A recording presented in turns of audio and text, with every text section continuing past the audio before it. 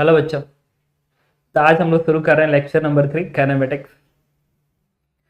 तो ठीक है, हम लोग अभी से प्रॉब्लम शुरू करेंगे। कुछ इजी होंगे, बाद में थोड़े से डिफिकल्ट प्रॉब्लम आएंगे।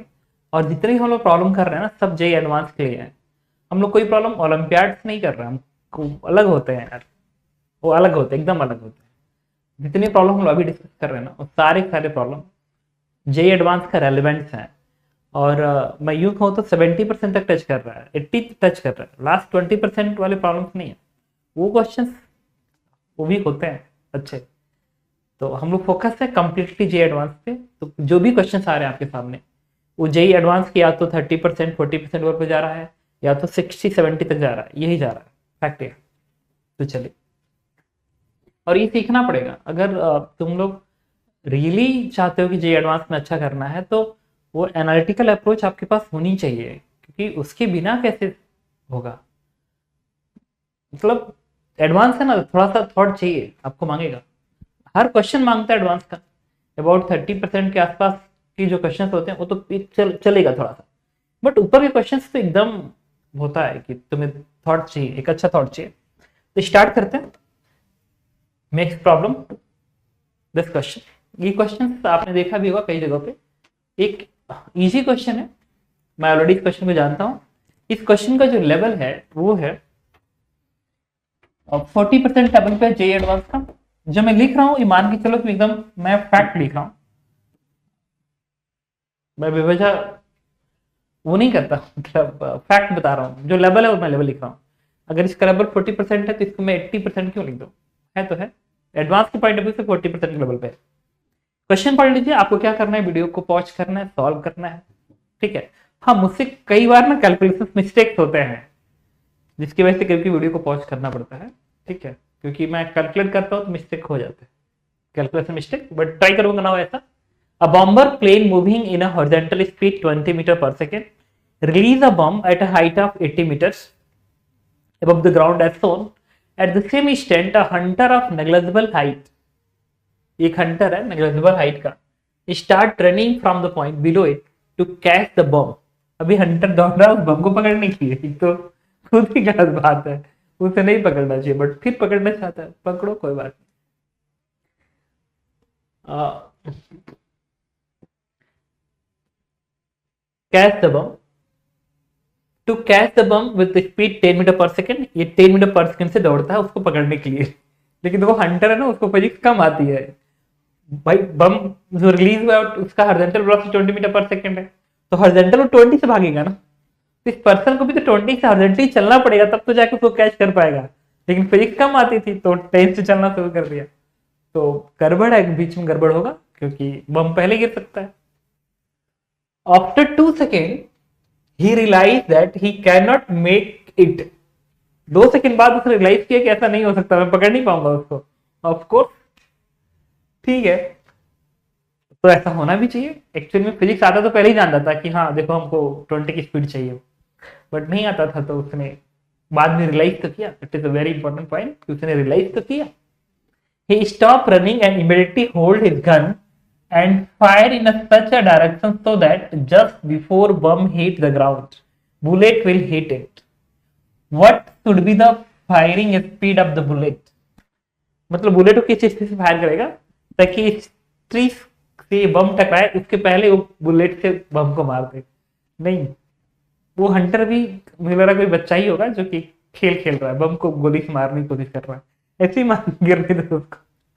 ठीक है, चलो क्वेश्चन करते हैं हम लोग। ठीक है, तो सबसे पहले हम ये जानेंगे कि बम को धरती पाने में कितना टाइम लगेगा। एकदम बेसिक क्वेश्चन, 40% में लिख रहा हूँ, मान लो 30% है। फैक्ट है। तो इस बम को यहाँ से यहाँ तक आने में ये जो वाई में डिस्प्लेसमेंट तय करेगा, दैट इज 80। तो टाइम कितना लगेगा? वाई के डायरेक्शन में लगाएंगे UT plus half eighty square 80, and vertical speed is 0 and half eighty square. इससे जो टाइम आएगा दैट इज 4 सेकेंड। मतलब 4 सेकेंड में ये जो बम है वो इस ट्री तक पहुंच जाएगा 4 सेकेंड। इस 4 सेकेंड में ये बम कितना हॉरिजॉन्टल दूरी तय करेगा? Let's this is x. तो एक्स की वैल्यू कितनी होगी? तो horizontal velocity 20 multiply by time that is 4, 80 metre. इसका मतलब बम से इस बम से इस ट्री की हॉरिजॉन्टल डिस्टेंस 80 मीटर है, लेकिन ये 10 मीटर पर सेकेंड से कितने समय तक चला, ओनली फॉर 2 सेकेंड। तो 2 सेकेंड में कितना दूरी तय करेगा, तो 2 सेकेंड में जो डिस्टेंस तय करेगा, लेट दिस इज x1, तो x1 इज नथिंग बट, मैं सीधे लिख लूँ ना, x1 जो आएगा वो कुछ और नहीं, हॉरिजॉन्टल वेलोसिटी 10 इंटू 2 सेकेंड तक चला है, पहले 2 सेकेंड तक चला, कहीं लिखा होगा, तो 2 सेकेंड में जो दूरी तय करेगा दैट इज 20 मीटर।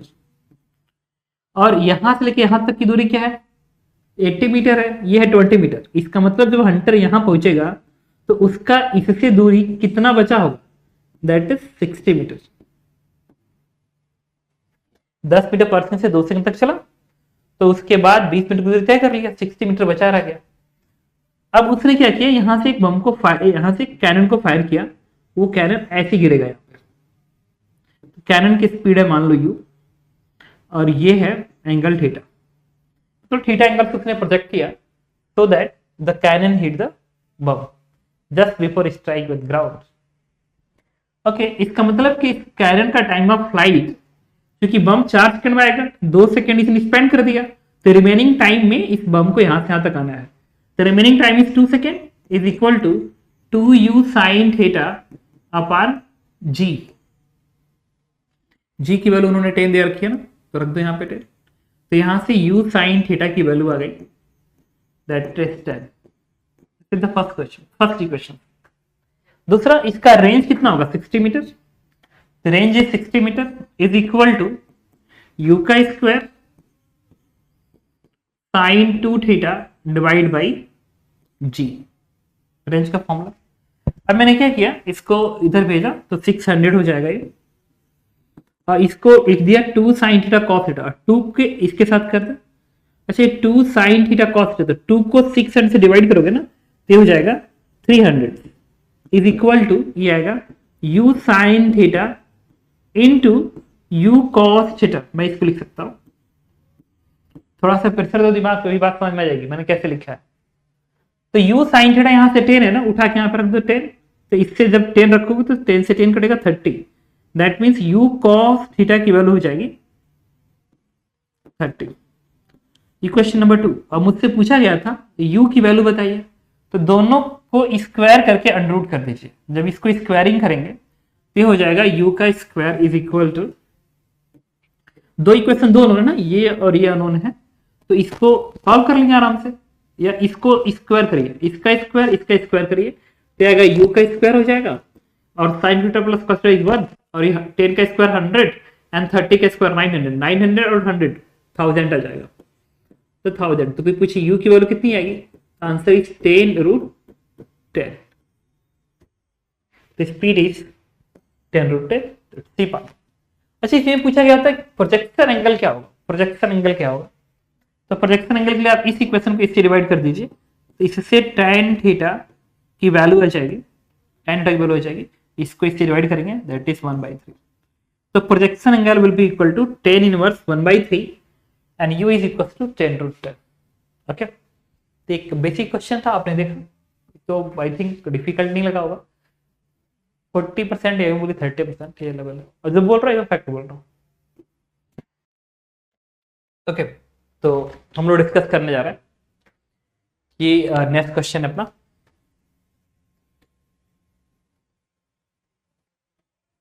ठीक है। एक बार क्वेश्चन पढ़ लीजिए, ये जेई एडवांस का पीवाईक्यू है, और ये क्वेश्चन जेई एडवांस ने जब पूछा था ना, तो उसने ये सोच के पूछा था कि, क्या सोच के पूछा था, उसने ये सोच के पूछा था कि क्वेश्चन एकदम इजी है। जे एडवांस ने एकदम बहुत ही इजी क्वेश्चन सोच के पूछा कि देखते हैं हमारे बच्चों को थोड़ा बहुत आता है कि नहीं आता है। तो उस चक्कर में जैसे जे एडवांस ने पूछा ना, जो जे एडवांस ने जो सोचा उसके हिसाब से क्वेश्चन 20% के लेवल पे है। मुझे ऑलरेडी क्वेश्चन पता है, तुम क्वेश्चन रीड करो एक बार।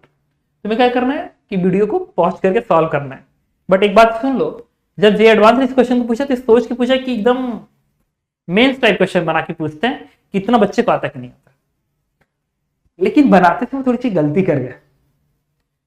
सोचा तो उन्होंने मेंस लायक क्वेश्चन बनाना जो कि 20% लेवल पर जाए, एडवांस में है, बट उन्होंने सोचा कि थोड़ा इजी बनाते हैं 20% लेवल पे क्या आता है, लेकिन बनाने के चक्कर में थोड़ा सा भूल गए और क्वेश्चन के लेवल को इंक्रीज करके 40% एक्चुअल में कर दिए, एक्चुअल में कर दिए। अब इसका मतलब इसके दो आंसर आ गए थे। एक आंसर आया था जो उन्होंने माना था उसके हिसाब से 20% वाला, उन्होंने कहा चलो ये भी आंसर सही है। और जो कोचिंग वालों ने इसकी बारीकी को देखा, समझा, तो कहा कि ना जे एडवांस वालों तुमने गलती कर दी। तो उन्होंने जब अपना आंसर दिया, कोचिंग वालों ने, जे एडवांस वालों ने अपना चेंज किया, कहा कि नहीं वो भी सही कह रहा है तब। तो उन्होंने उनका भी आंसर मान लिया कि चलो ये भी आंसर है तो सही है, और पहले वाला आंसर वो भी सही है। अब तुम सॉल्व कर लो, इसके दो आंसर तुम्हें आने हैं। तुम सोच सकते हो, सोच के देखो क्या तुम दोनों पॉइंट को पकड़ पा रहे हो कि दो आंसर इसके आएंगे कि नहीं आएंगे। ठीक, अगर आपने PYQ किया होगा तो ऑफकोर्स आप, और इंडियन ऑथर्स में जो आंसर्स हैं हो सकता है किसी जगह पे एक ही दिया हो, किसी जगह पे दो दिया गया हो, बट इसके दो आंसर हैं। और जे एडवांस में एक्चुअल में जो 2014 का आंसर की उठाओगे तो उसमें इसका आंसर दो देखोगे, मतलब एक ये है और एक ये है। तो किसी इन दोनों में से किसी को भी किसी ने मार्क किया तो आंसर उसको मिला था, नंबर मिला था। तो आपको क्या करना है, वीडियो पॉज करना है और सॉल्व करना है। एक बार मुझे देखना है कि क्या आप 40% वाला पार्ट पकड़ पा रहे हो कि नहीं पकड़ पा रहे हो। अगर पकड़ पा रहे हो तो, और इसके पहले अटेम्प्ट कर चुके तो बात अलग है, लेकिन आप पहली बार अटेम्प्ट करो और तुम उसको पकड़ पा रहे हो तो you are doing very good, मतलब बहुत अच्छा सा दिमाग है पास में। ओके, तो देखो अब केस 1 मान के चल रहा हूं, case 1, and this is open rocket, rocket open. अगर ये रॉकेट ओपन का मतलब उसकी दीवारें हैं ओपन है, रॉकेट की दीवारें ओपन है, तो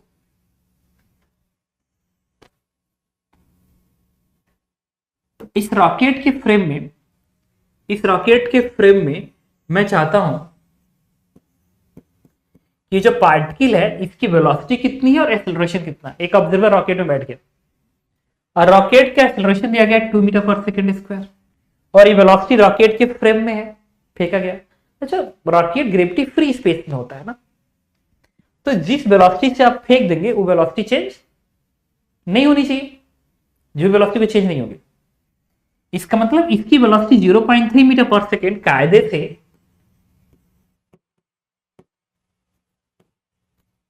ये कांस्टेंट रहना चाहिए। इसके अभी थोड़ा सा है इसमें पॉइंट एक्चुअल में, देखो पॉइंट क्या है। पॉइंट है रॉकेट की वेलोसिटी, पॉइंट है रॉकेट की वेलोसिटी।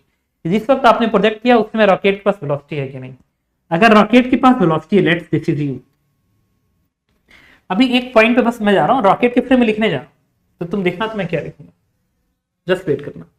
अगर रॉकेट की स्पीड उस टाइम पे u है, तो u है, और ये वेलोसिटी रॉकेट के फ्रेम में है, तो इसकी वेलोसिटी ग्राउंड फ्रेम में कितनी होगी, इसकी वेलोसिटी ग्राउंड फ्रेम में होगी 0.3, और ये इसके फ्रेम में, उसमें रॉकेट की स्पीड ऐड कर दो, दैट इज दिस। ये जो है ये पार्टिकल ए की वेलोसिटी है ग्राउंड फ्रेम में, मतलब स्पेस के फ्रेम में, जो कि टाइम के साथ कांस्टेंट रहेगी। अब मैं यही चीज चाहता हूं कि रॉकेट के फ्रेम से इसकी वेलोसिटी और एक्सेलरेशन क्या आना चाह रहा है। तो चूंकि ये वेलोसिटी इस पार्टिकल का ग्राउंड फ्रेम में है, ये वेलोसिटी इस पार्टिकल का ग्राउंड फ्रेम में है, तो रॉकेट के फ्रेम में निकालने के लिए रॉकेट की वेलोसिटी u उल्टा करके ऐड करोगे, ऐसे u से ऐड करोगे, और रॉकेट का एक्सेलरेशन क्या है 2, उसको भी रिवर्स करके ऐसे ऐड करोगे।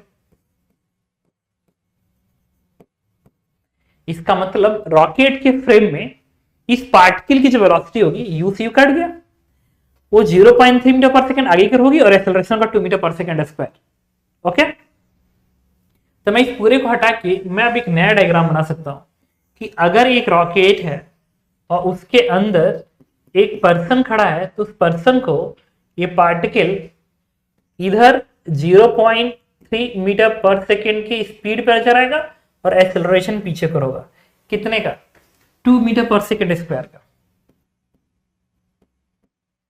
इस ऑब्जर्वर को इसकी वेलोसिटी और इसका एक्सेलरेशन माना जा रहा है। सिमिलरली इसकी वेलोसिटी 0.2 मीटर पर सेकेंड, तो इस पार्टिकल की वेलोसिटी इसके फ्रेम में 0.2 ही आएगी, रिलेटिव ही दिया गया है, तो अगर इस u को ऐड करते हो तो फिर u को सब्ट्रैक्ट करना पड़ेगा, तो आएगा ये। दैट मीन्स इस पॉइंट की वेलोसिटी इस डायरेक्शन में 0.2 मीटर पर सेकेंड होगी, और इसका एक्सेलरेशन रिवर्स करके ऐसे ऐड करोगे इस तरीके से, दैट इज 2 मीटर पर सेकेंड। ओके, तो अगर केस 1 में बात कर रहा हूं, अभी रॉकेट ओपन के विषय में बाद में बात करूंगा, तो ये है 0.3 मीटर पर सेकेंड की स्पीड, इसकी इधर एक्सेलरेशन इतना, इसका 0.2 इधर, इसका 2 मीटर पर इधर, और दोनों को मिलके कितना दूरी तय करना है, 4 मीटर की दूरी तय करना है, दोनों को मिलके टोटल 4 मीटर की दूरी तय करना है। ओके, तो चलो एक काम करते हैं, टी टाइम में ये जो डिस्प्लेसमेंट लेगा और टी टाइम में ये जो डिस्प्लेसमेंट लगा, दोनों का जो सम होना चाहिए वो कितना होना चाहिए, 4 मीटर होना चाहिए। तो चलो बात करते हैं, तो इसका डिस्प्लेसमेंट टी टाइम में इधर कितना आएगा, तो ut plus half T square, u कितना है 0.2 into T plus half a into t का स्क्वायर, इसका डिस्प्लेसमेंट इधर मिल गया इतना, और इसका डिस्प्लेसमेंट इधर कितना होगा, again ut plus half T square, तो इसका u क्या है 0.3 ut and minus half, opposite है ना, तो 2 इंटू टी का स्क्वायर, और यही मिला के आना चाहिए 4 मीटर, ये इसको कैंसिल आउट कर देता, इससे टी सॉल्व करके क्या आ गया 4/0.5 एंड दैट इज 8 सेकेंड। ये आपने वैसे भी कर लिया होगा भाई, स्पेस के फ्रेम में इसका 0.3 मीटर पर सेकेंड है, इसका भी 0.2 मीटर पर सेकेंड है स्पेस के फ्रेम में, और स्पेस के फ्रेम में सॉरी, मतलब कुछ बच्चों ने ऐसा किया होगा 0.2 और 0.3 को ऐड कर दिया सीधे 0.5 और 4 को डिवाइड कर दिया, आ गया 8। कुछ गलत नहीं किया, सही किया। एक्चुअल में ऐसा इसलिए है क्योंकि इसकी वेलोसिटी इसके रिस्पेक्ट में जो आएगी, इसकी वेलोसिटी इसके रिस्पेक्ट में जो आएगी, वो कहीं से भी कैलकुलेट करोगे आंसर सेम आएगा। जैसे कि इस रॉकेट के फ्रेम से तुम इसकी वेलोसिटी, इस रॉकेट के फ्रेम से इसकी वेलोसिटी लिखो और फिर इसी फ्रेम से इसकी वेलोसिटी लिखो, फिर दोनों को सब्ट्रैक्ट करो आपस में, तो इसकी वेलोसिटी इसके रिस्पेक्ट में ही आएगी और आएगी, और 0.3 माइनस 0.2 घटा के आएगी। अगर रिलेटिव मोशन सही चाहता तो तुमको समझ में आ जाएगी मेरी बात कि मैं क्या कह रहा हूं, तो वो 0.5 ही आएगी। फर्स्ट पॉइंट है। सेकेंड पॉइंट, स्पेस के फ्रेम में इसका एक्सेलरेशन 0 है, इसका 0 है, तो रिलेटिव एक्सेलरेशन भी 0 आएगा। यहां से भी देख सकते हो इसके फ्रेम में इसका 2 है, इसका भी 2 है, तो 2 से 2 कट जाएगा। तो जो तुम किया सही क्यों, इसमें सोचने की बात नहीं, मैं तो थोड़ा सा ज्यादा जनरलाइज कर रहा था, तो 8 सेकेंड आंसर आ गया। तो ये है आंसर इस वाले पार्ट का। जेई एडवांस वालों ने इस आंसर पे भी नंबर दिया था।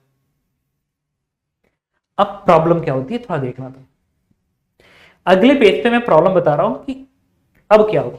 कोचिंग वालों ने क्या सोचा एक्चुअली, उन्होंने कहा कि यार रॉकेट ओपन तो होता नहीं है, रॉकेट की दीवारें क्लोज्ड होती है, क्लोज रॉकेट होता है, और सच्चाई तो यही है। अब इसने क्या किया, रॉकेट को कर दिया क्लोज।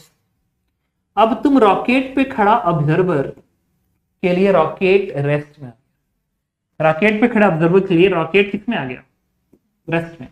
और इस पार्टिकल की वेलोसिटी है 0.3 मीटर पर सेकेंड और इसका एक्सेलरेशन है 2 मीटर पर सेकेंड। और यहां जो पार्टिकल है इसकी वेलोसिटी है 0.2 मीटर पर सेकेंड और एक्सेलरेशन रॉकेट के फ्रेम में 2 मीटर पर सेकेंड का स्क्वायर है। और ये जो दूरी है 4 मीटर है। तो मुझे कोचिंग वालों ने क्या कहा, कोचिंग ने कहा कि यार मुझे ये बताओ, रॉकेट के फ्रेम में इस पार्टिकल का ये कंडीशन है, इस पार्टिकल का ये कंडीशन है, ओके, और ये दीवार यहां पे, तो रॉकेट तो रेस्ट में आ चुका है, तो रॉकेट की दीवारें रुक गई हैं, स्टॉप है। इस पार्टिकल को यहां से इस दीवार तक जाने में कितना टाइम लगेगा, उन्होंने कहा थोड़ा कैलकुलेट करो, थोड़ा कैलकुलेट करो क्या आता है।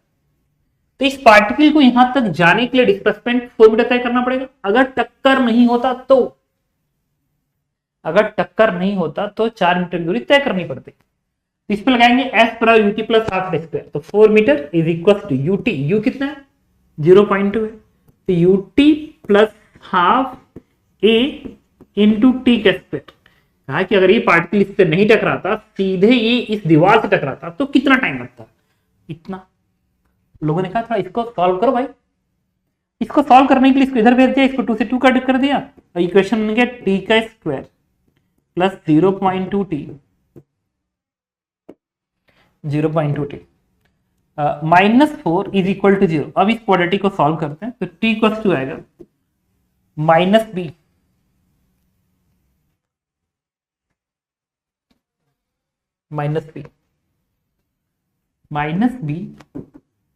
प्लस माइनस लिखेंगे अंडर रूट ऑफ बी का स्क्वायर, तो 0.2 का स्क्वायर -4 इसी, जब -4 इसी करोगे तो माइनस माइनस 16 हो जाएगा, दैट इज 16 अपॉन 2a, ये बन गया।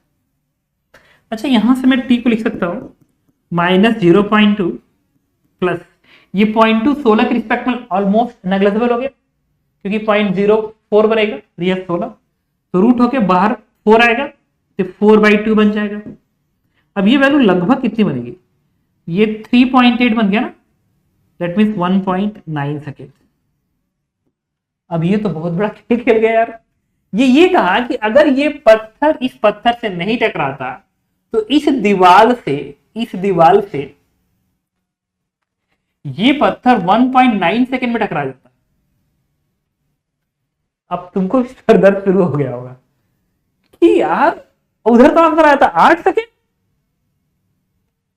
मतलब ये पत्थर इधर से, ये पत्थर इधर से ऐसे टक्कर मार रहा है, ये 8 सेकेंड लगेगा, और ये दीवार है और ये दीवार है, और ये पत्थर इधर से निकल के इस दीवार से टकरा जा रहा है 1.9 सेकेंड में। ये क्या हो रहा है भाई, this is the big question. आगे ना पॉइंट, अब आ गया क्वेश्चन का लेवल, ठीक है, जो कि जो नॉन आईटीएन थे घर पे बैठे हुए जो जेई पढ़ाते हैं, उन लोगों ने सोच लिया कि यार सोचते हैं यार, मतलब टीचर होता है ना, तो इधर का जो दीवार है ना, ऐसे इधर से पार्टिकल निकला है, सुनना, और इधर पार्टिकल जा रहा है, यार ये तो 8 सेकेंड आया था, और ये तो करे यार यहाँ से यहीं तक 1.9 सेकेंड है, तो समथिंग इज रॉन्ग, कुछ तो गड़बड़ हो रहा है ना। सोचते हो गड़बड़ का, गड़बड़ हुआ कहां, वो भी सही था, और अगर तुम्हारे दिमाग में प्रेशर आया होगा तो तुमको बात समझ में आ रही होगी कि यार ये पत्थर को इस दीवार से टकराने में 1.9 सेकंड लग रहा है, और ये पत्थर अगर ऐसे आ रहे हैं तब तो 1.9 से कम आंसर होना चाहिए।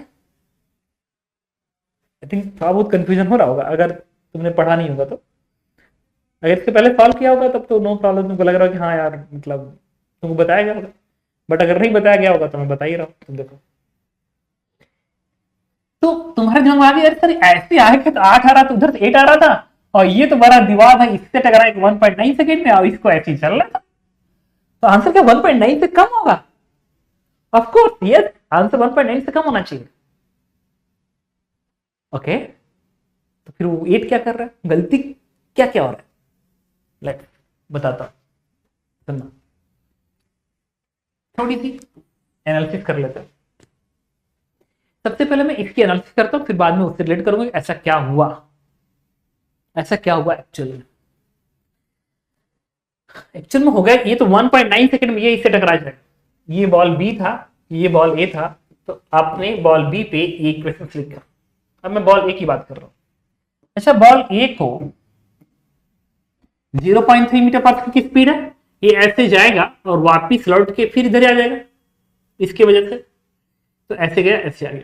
अच्छा, इधर वो मैक्सिमम कितना दूरी तय करेगा, एक बार निकालते हैं ना, इधर मैक्सिमम कितना दूरी तय करेगा, तो इधर जो मैक्सिमम दूरी तय करेगा और ये पूरी दीवार रेस्ट में, तो इधर तय करने के लिए अंतिम स्पीड 0 का स्क्वायर v का स्क्वायर इक्वल टू u का square minus 2a into h, ये वाला डिस्प्लेसमेंट h, तो कितना इधर दूरी तय करेगा इसके फ्रेम में फिर लौट आएगा, तो इस h की वैल्यू आ गई 0.09 डिवाइड बाई 4, दैट मीन्स 0.04 दूनी 8, एक मतलब लगभग तुम बोल सकते हो 0.02 लगभग बोल सकते हो।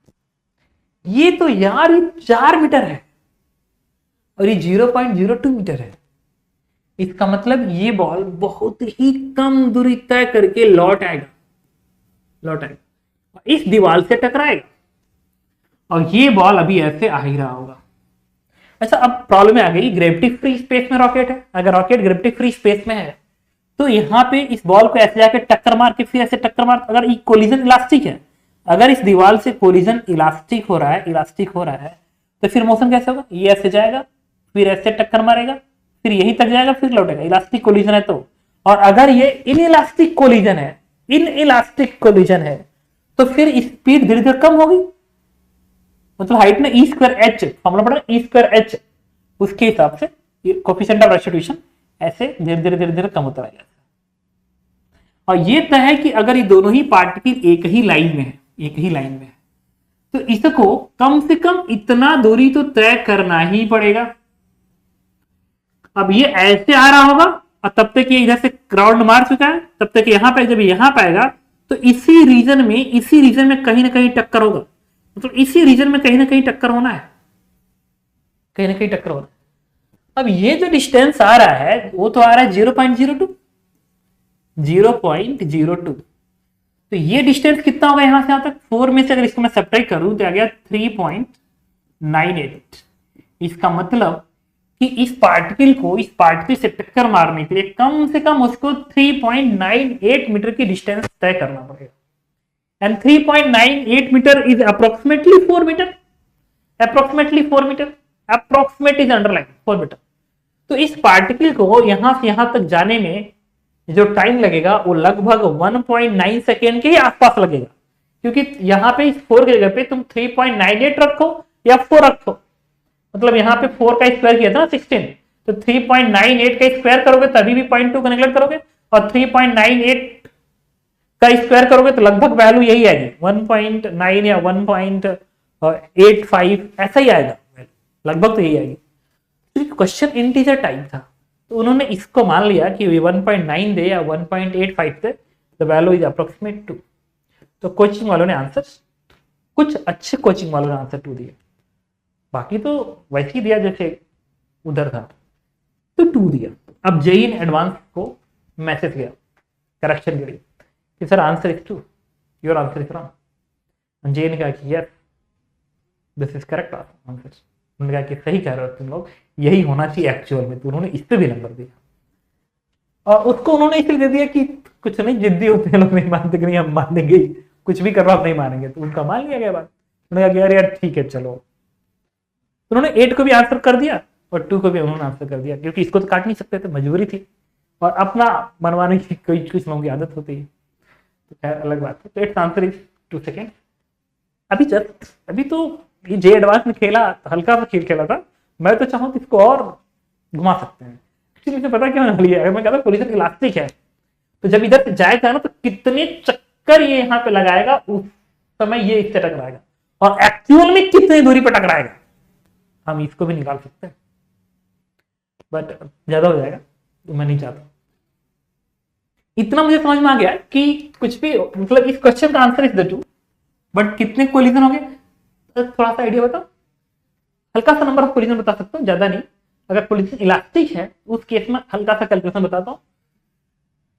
इलास्टिक कोलिजन है तो नंबर ऑफ कोलिजन लगभग कितने हो सकते हैं पता है? जो टाइम ऑफ फ्लाइट आएगा इस यहां से यहां तक आने का, that is 2u upon g की जगह पे 2, दैट इज 0.3 सेकेंड। तो 0.3 सेकेंड में ये एक राउंड पूरा करेगा, ऐसे। और इसको यहां से यहां तक आने में कितना समय लगा? करीब 1.9 या 1.8 समथिंग।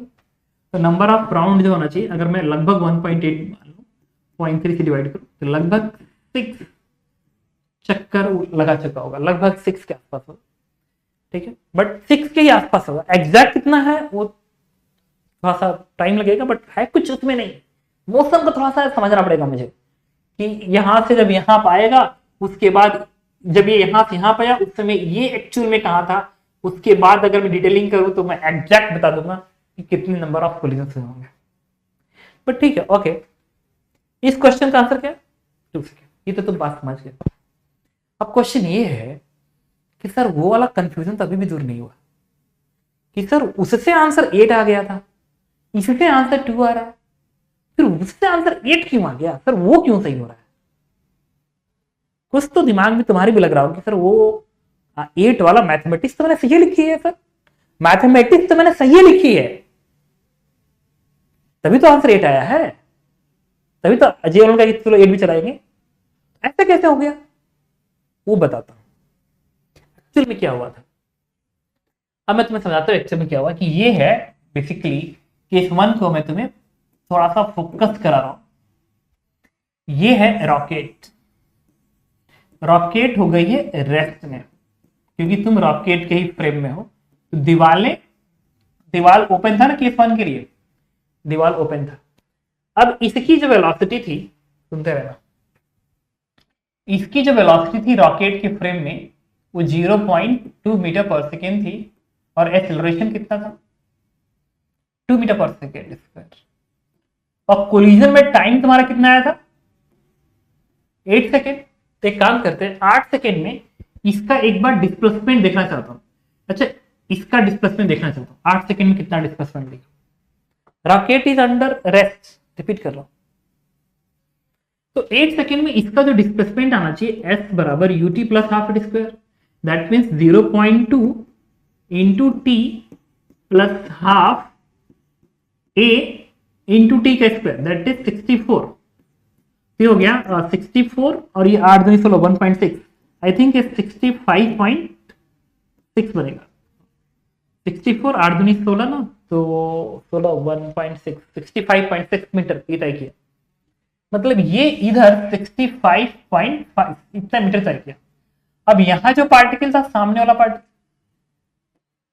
इसने क्या किया, जस्ट ये इधर चला, इधर चलने के बाद कितना दूरी तक ये चला था, बेसिकली ये डिस्टेंस आया था 0.3 मीटर। तो 0.3 मीटर चलने के बाद ये वापिस ऐसे मुड़ गया, ऐसे मुड़ा और फिर इधर चला, और ये कितना डिस्प्लेसमेंट लिया, मैं रिपीट कर रहा हूं, पार्टिकल ए का पार्टिकल बी है, पार्टिकल ए का डिस्प्लेसमेंट आएगा यूटी, यू कितना है 0.3 into T is 8 minus half A is 2 into 8 का स्क्वायर, दैट इज,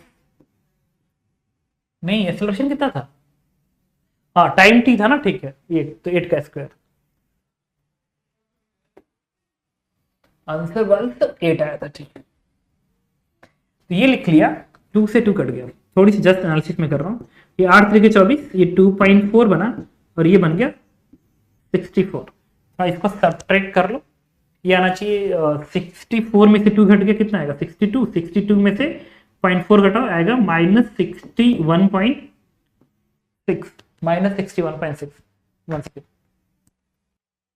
ओके, अब देखो इसमें क्या हुआ, इसमें ये हुआ, ये आ गया इतना, इसका मतलब कि ये पार्टिकल जो है एक्चुअल में इसमें ये हुआ होगा, ये पार्टिकल ऐसे जाता है फिर ऐसे आता है और ये पहुंचता है इतना, और ये दूरी कितनी है -61.6 इतना, और ये पार्टिकल ऐसे घूमते हुए यहाँ पे टक्कर मार, यहाँ पे टक्कर मार, दोनों मतलब एक ही लाइन में है। तो ये अभी ऐसे मोशन शुरू होगा, देखना कैसे, ये एक दीवार ओपन है, तो ये पार्टिकल ऐसे चल रहा है ऐसे, और ये यहां से यहां तक जाने का टाइम उसका कितना है, द टाइम वॉज 0.3 सेकेंड, ये पूरा ये 0.15, ये तो बहुत टाइम लेगा अभी यहाँ तक आने में, कम से कम 2 सेकंड लेगा, ये 0.15 में ही यहाँ तक पहुंच जाएगा, तो ये अभी इधर ही रहेगा तब तक यहाँ पे आ जाएगा, तो इसका मोशन ऐसे हो गया, ऐसे तो ये यहाँ से चल रहा है, देखा, तो ये ऐसे चल रहा है ऐसे, फिर ऐसे, और जैसे ही पहुंचा तभी यहाँ पहुंच गया, एक बार अंतिम रिपीट करूँ, ऐसे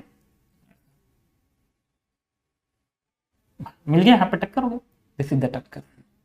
इसका मतलब कि आंसर 8 सेकेंड तभी होता जब ये वॉल नहीं होता, दैट मीन्स पीछे का वॉल नहीं होना चाहिए। तो इस रॉकेट में अगर पीछे का वॉल नहीं होता, ये वॉल नहीं होता, तो आंसर 8 सेकेंड ही आता, उसी वॉल की वजह से सारा प्रॉब्लम क्रिएट हो गया, ठीक है। तो इसका आंसर इज 2 सेकेंड, तो तुम समझ सकते हो क्या, ओके गुड। नेक्स्ट क्वेश्चन आता है, ये क्वेश्चन जो है ये एक इजी क्वेश्चन है, इसको भी मैं 40% लेवल पे ही रखूंगा, कोई डिफिकल्ट क्वेश्चन नहीं।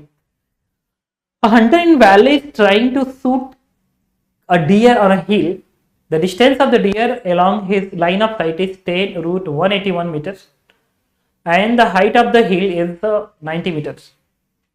एक बार क्वेश्चन देख लो और उसको सॉल्व करो, पॉज एंड सॉल्व. देखो you are preparing for JEE advance exam, तो अटेम्प्ट करो. मैं क्वेश्चन को पहले से जानता हूं. इसमें क्या है, इस तरीके से एक डियर है जो कि hunter is trying to shoot a deer on a hill. The distance of deer along his line of sight is 10 root 181 and the height of the hill is 90 meter. अच्छा, अगर ये 90 मीटर है तो यहां से जो हंटर है उसकी दूरी इसका स्क्वायर प्लस इसका स्क्वायर करके ये करोगे, क्योंकि लाइन ऑफ साइट ये डियर यहां बैठी हुई है और इसकी दूरी ये 10 रूट 181 है. तो ये दूरी अगर x है, x तो क्या आएगा, x का स्क्वायर प्लस 90 का square is 80 100 is equal to ये क्या आएगा, इसका स्क्वायर करोगे इसका स्क्वायर प्लस इसका स्क्वायर इक्वल टू इसका स्क्वायर, और ये दूरी है, ये आएगा 181 इंटू 100. तो यहाँ से एक्स स्क्वायर की वैल्यू क्या आएगी, यहाँ से 8100 घट जाएगा तो ये बनेगा कितना, 00 और 00. दैट मीन्स एक्स की वैल्यू आएगी 100 मीटर. तो ये डिस्टेंस 100 मीटर है. देख रहे हो ना, कितना इजी पार्ट है, फ्रिजी में लिखा हुआ है. अब आपको कह रहा क्वेश्चन में the height of the hill is 90 metre, his gun has a muzzle velocity is 100 metre पर second. Minimum how many metre above the deer, minimum how many metre above the deer should be aim his rifle in order to hit. मतलब इससे minimum कितने height पे, H ये है, कितने height पे इस गन को टारगेट करो ताकि इस डियर को हिट कर दो. मतलब ऐसे टारगेट करोगे ना, ये प्रोजेक्टाइल है, ऐसे जाके हिट मारेगा ये. तो this is the projection angle theta और मजल स्पीड इज 100 मीटर पर सेकेंड. तो ये अगर मैं कोऑर्डिनेट दिखा दूं एक्स एक्सिस और इसको दिखा दूं वाई एक्सिस दिखा दूं and this is the origin. तो इस वाले पॉइंट का कोऑर्डिनेट क्या होगा, 10, 90. तो ये ट्रेजेक्टरी इक्वेशन सेटिस्फाई करेगा. यूज करो ट्रेजेक्टरी इक्वेशन, एक इजी क्वेश्चन है. तो ये मैं लिख सकता हूं y कोऑर्डिनेट इज 90, तो 90 is equal to x tan theta, x की जगह पे 100 tan थीटा निकालना मुझे, माइनस g x का स्क्वायर, x ये है तो 100 का square g x square divide by 2 u का स्क्वायर, u 100 है, into cos square theta denominator में. अच्छा, इस कॉस थीटा को ऊपर अगर मैं भेज दूं तो ये हो जाना चाहिए सेक स्क्वायर थीटा. अब ये इसको कैंसिल आउट कर दिया. अब इसमें मैं क्या कर सकता हूँ, ये 0 का भी टर्म इसको कैंसिल कर देगा और 2 को इधर भेज दो तो बनेगा 18 इज इक्वल टू 2 इधर आएगा बनेगा 20 tan थीटा, 218 220 tan थीटा और ये बनेगा माइनस सेक स्क्वायर थीटा. तो इसको मैं लिख सकता हूं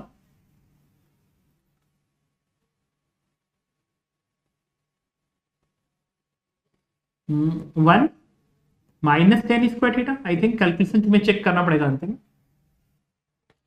तो इसको मैं इधर भेज दूं तो ये बनेगा 10 square theta minus 20 tan theta plus 19 and that is 0.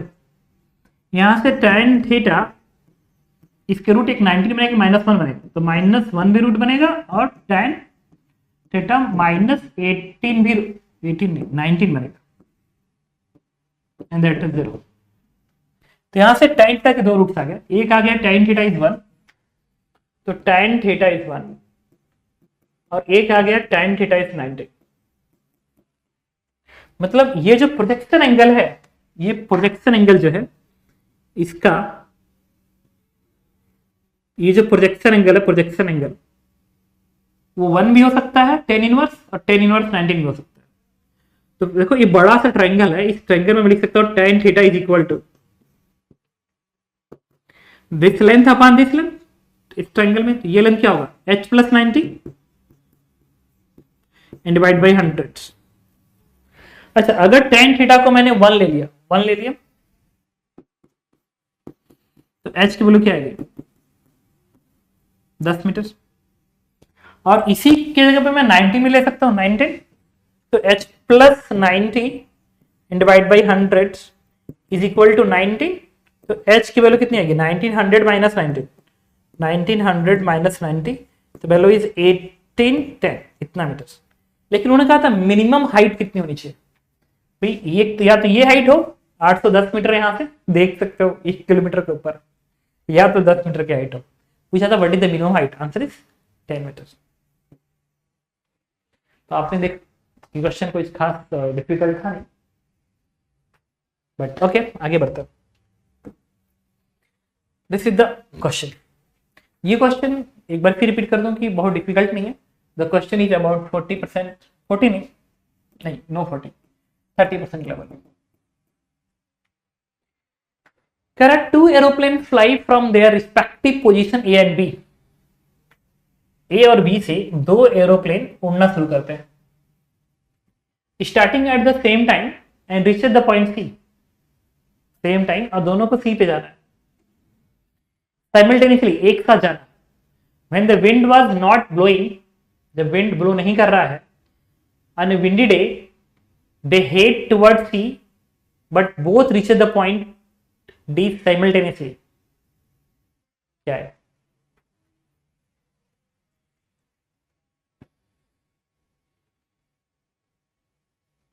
फिर पढ़ते हैं। Two aeroplane fly from their respective position A and B starting at the same time and reach the point C simultaneously when wind was not blowing.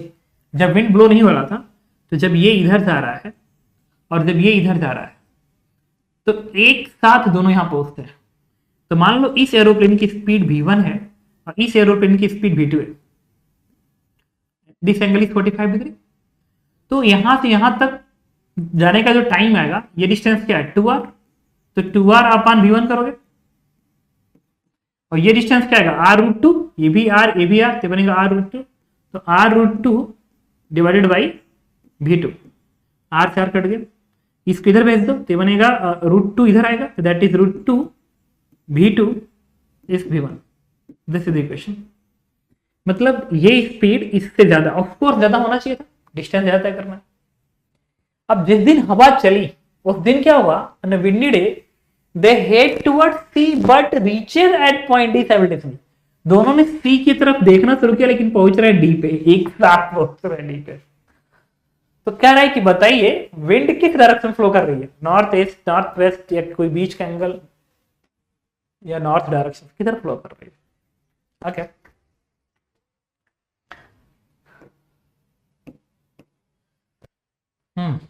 अच्छा एक बात बताओ, ये तो आ रहा था ऐसे, इतना तो मैं श्योर हूं कि अगर ए बी डी पे चला गया तो हवा ने ऐसे धक्का तो मारा ही होगा, ऐसे धक्का तो मारा ही होगा। दैट मीन्स उसके पास, हवा के पास एक स्पीड तो ये होगी, that is v y, air के पास। अब इसकी बात करते हैं, ये जा रहा था ऐसे, बेचारा पहुंच गया यहां पे। इसका मतलब कि इस वेलोसिटी का, इस वेलोसिटी में जब हवा की वेलोसिटी ऐड हुई, हवा की ऐड हुई, तो रिजल्टेंट ऐसे हो गया, तब तो यहां पे पहुंचा। दैट मीन्स हवा की वेलोसिटी इधर भी एक होनी चाहिए, मतलब इधर भी एक होनी चाहिए। लेट दैट इज बी, मतलब हवा के पास कायदे से ए भी वेलोसिटी और ए भी वेलोसिटी है, क्योंकि इसका यहां पे जाना कंफर्म कर रहा है कि इधर होगा, एक वेलोसिटी जरूर होगी, और इस वाले का यहां पहुंचना कंफर्म कर रहा है कि एक वेलोसिटी ऐसे होगी ताकि इसके एक्स कंपोनेंट को खत्म किया जा सके, खत्म किया जा सके। ये भी एक्स भी वाई। अब चलो काम करते हैं। अब ये है कि ये पहुंच गया यहां पे, मतलब इस वेक्टर को इसमें जोड़ूंगा तो आएगा ऐसे, और इसी वेक्टर को इसमें जोड़ूंगा तो आएगा ऐसे, and time will be same. हमें भी एक्स वाई की बात करनी है, तो मुझे ही बताना। अब इसको इसमें ऐड कर दो। चलो पार्टिकल ए की बात करते हैं, पार्टिकल ए की बात करते हैं। तो पार्टिकल ए की वेलोसिटी इधर वाली कितनी होगी, अगर हवा का धक्का ऐसे लगा इसमें तो हो जाएगा v1 माइनस वी एक्स, और ये तो वी वाई ही होगा। ये दोनों वेक्टर्स हम इसमें ऐड होगा तो बन जाएगा ऐसे। और रिजल्टेंट कितने पे जाना चाहिए, रिजल्टेंट डी पे है ना, डी पे, ये तो 45 डिग्री है, ये और ये बराबर है, मतलब रिजल्टेंट 45 डिग्री पे होना चाहिए। इसका मतलब ये तभी पॉसिबल है जब ये और ये आपस में इक्वल हो। That means v1 minus v x must be equal to we y. Question number 1। अब यही काम हम करेंगे इसके ऊपर। अच्छा, इसके ऊपर मैं वी एक्स ऐसे ऐड कर रहा हूँ, वी वाई ऐसे ऐड कर रहा हूँ, तो मुझे ये बताना।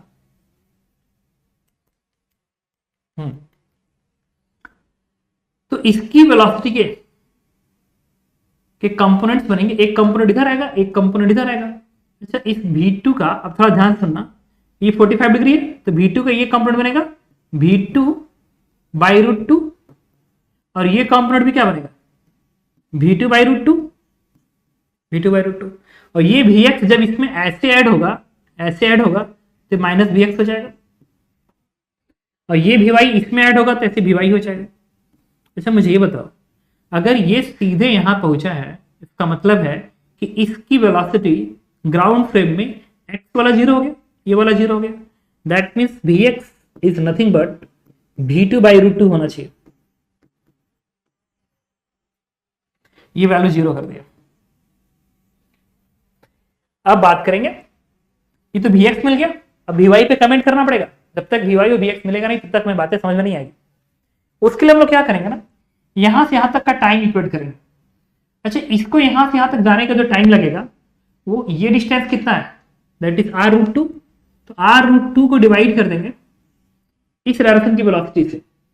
अच्छा, इधर की जो वेलोसिटी होगी, अगर ये 45 है तो इसका स्क्वायर करें, इसका स्क्वायर करके रूट करोगे, और ये बराबर है ही है, तो ये बनेगा V Y root two, we Y root two. तो वी वाई रूट टू कर दिया। भाई वी वाई का रूट टू करो या इसका रूट टू करो, बात तो एक ही है ना। इज इक्वल टू यहां से यहां तक आने का टाइम, और इसका यहां से यहां तक आने का टाइम क्या होगा, ये दूरी 2r है, तो 2r डिवाइडेड बाई ये वाली स्पीड। अच्छा, ये वाली स्पीड तो यही है ना, that means v2 by root two plus V Y. ठीक है। अच्छा, एक चीज बता रहा हूं, हो सकता है कि तुम इसको जल्दी सॉल्व कर लो, क्वाइट पॉसिबल है। और ये रूट टू से रूट टू कट जाएगा, इसको इधर भेजो तो बनेगा 2vy and that is v2 by root two plus vy। इससे vy की वैल्यू क्या आ गई, vy इज, अरे हाँ, इससे vy की वैल्यू आ गई v2 बाई रूट टू। देखो vy becomes v2 by root to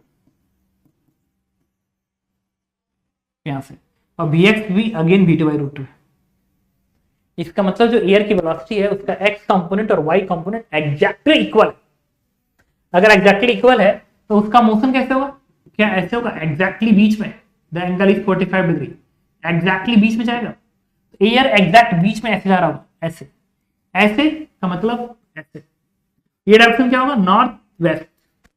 answer is north west, और एग्जैक्ट बीच में जाएगा, ये सब नहीं, इसमें से कोई ऑप्शन नहीं है।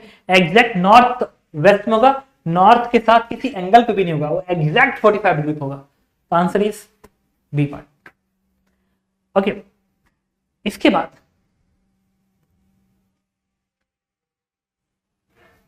दिस इज अगेन क्वेश्चन, मैं रिपीट कर रहा हूं, ये जो क्वेश्चन है ये again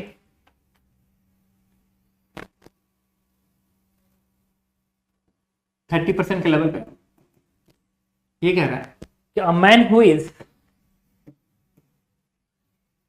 wearing a hat of extended length 12 centimetre is running. अच्छा, तुमको लग रहा होगा कि इजी क्वेश्चन है तो जस्ट वेट करो, हम एडवांस के थोड़ा अच्छे लेवल पे भी चलते हैं, आएंगे अभी। A man is wearing a hat of extended length 12 centimeter is running in a rain falling vertically downward with the speed 10 metre पर सेकेंड। मतलब एक पर्सन है जो इस तरीके से पहना हुआ है हैट, ये हैट है ऐसा, मतलब ऐसा हैट है, ये पर्सन ऐसा हैट पहना हुआ था। तो 12 सेंटीमीटर इसका लेंथ है, ये लेंथ है 12 centimetre. With the speed 10 meter per second, the maximum speeds with the man can run so that raindrop do not fall on his face. The length of his face is below the extended part of the height is 60 centimeter. Extended मतलब ऐसे hat लगाया ना, ऐसे hat, तो यहां से extended मतलब इस चीज से इधर 12 सेंटीमीटर, ये जो दूरी है वो 16 सेंटीमीटर। ये 16 सेंटीमीटर। तो क्वेश्चन में कह रहा है कि उसका फेस न भीगे, जबकि बारिश गिर रही है कितने से, 10 मीटर पर सेकेंड से। तो इसकी मैक्सिमम स्पीड कितनी होगी ताकि उसका फेस ना भीगे? बहुत तेज अगर दौड़ा, बहुत तेज दौड़ा, तो इसकी वेलोसिटी अगर भी बहुत ज्यादा हुआ तो रिवर्स होकर ऐसे ऐड हो सकता है। तो रिजल्टेंट कैसे आएगा? ऐसे बनेगा। तो अगर रिजल्टेंट ऐसे बना तो इसको अगर हम पैरेलल शिफ्ट करूं ऐसे, देखो ऐसे भीग गया। क्या भीग गया? यहां भीग गया, ये भीग गया, ये और भी तेज दौड़ता तो ये वेक्टर और बढ़ता, तो रिजल्टेंट और इसके पीछे ऐसे आता। अब मैं पैरेलल शिफ्ट करूं ऐसे, यहां पे देखो ऊपर भी भीगने लगा। तो तेज दौड़ोगे तो पूरा वो भीगने लगेगा, नहीं धीमा दौड़ोगे, खूब धीमा दौड़ो, खूब धीमा, तो ये वेक्टर छोटा हो जाएगा, तो रिजल्टेंट ऐसे बनेगा। अब इसके पैरेलल शिफ्ट करो ऐसे, पैरेलल ऐसे, तो नहीं भीगा क्योंकि भाई पैरेलल आ रहा है ना, रेन पैरेलल आ रहा है, ऐसे ऐसे रेन पैरेलल आ रहा है। तो अगर ऐसे पैरेलल आएगा रेन, तो ये वाला हेड तो रोक देगा इन पानी को, और ये जो पानी है वो इसके नीचे, मतलब ये सब भीगेगा, पेट वगैरह भीगेगा, पेट वगैरह भीगेगा, मुंह नहीं भीगेगा। इसका मतलब कि तुम्हें स्पीड इतना ही देनी है, तुम्हें स्पीड इतना ही देनी है, सो दैट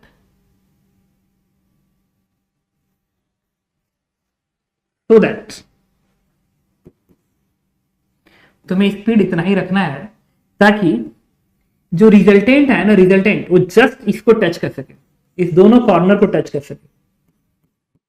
ये रिजल्टेंट बारिश का ऐसा ही होना चाहिए। इससे फायदा क्या होगा कि अगर रिजल्टेंट इतना है, मतलब ये कंडीशन बताइए कि उस पर्सन की मैक्सिमम स्पीड कितनी होगी ताकि उसका फेस ना भीगे। ऐसे वेक्टर्स बनेंगे, बारिश ऐसे आएगी,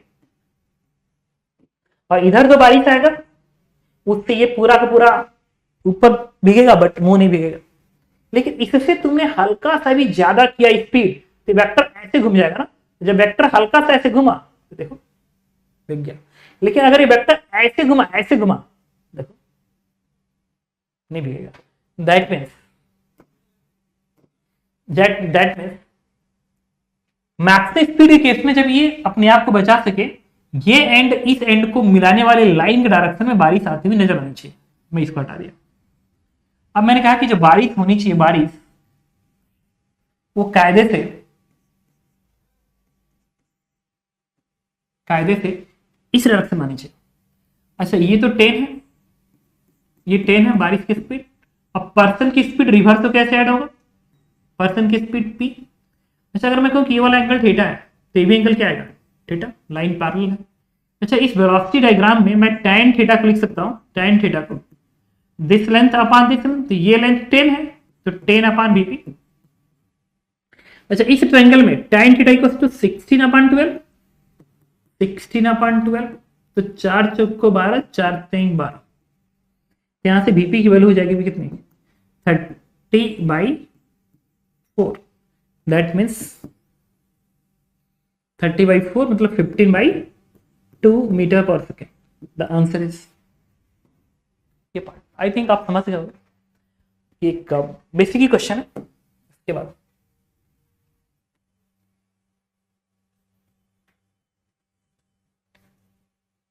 ये भी एक इजी क्वेश्चन है, आते हैं इससे। ये भी 30% के लेवल पे। ये कहां खत्म होगा? अच्छा जस्ट वेट करो।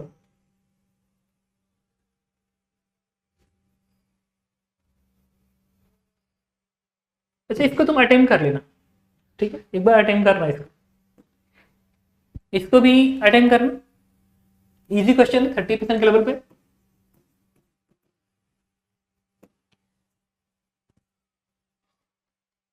ये भी इजी क्वेश्चन है 30% के लेवल पे, आप इसको भी अटेम्प्ट कर सकते हो।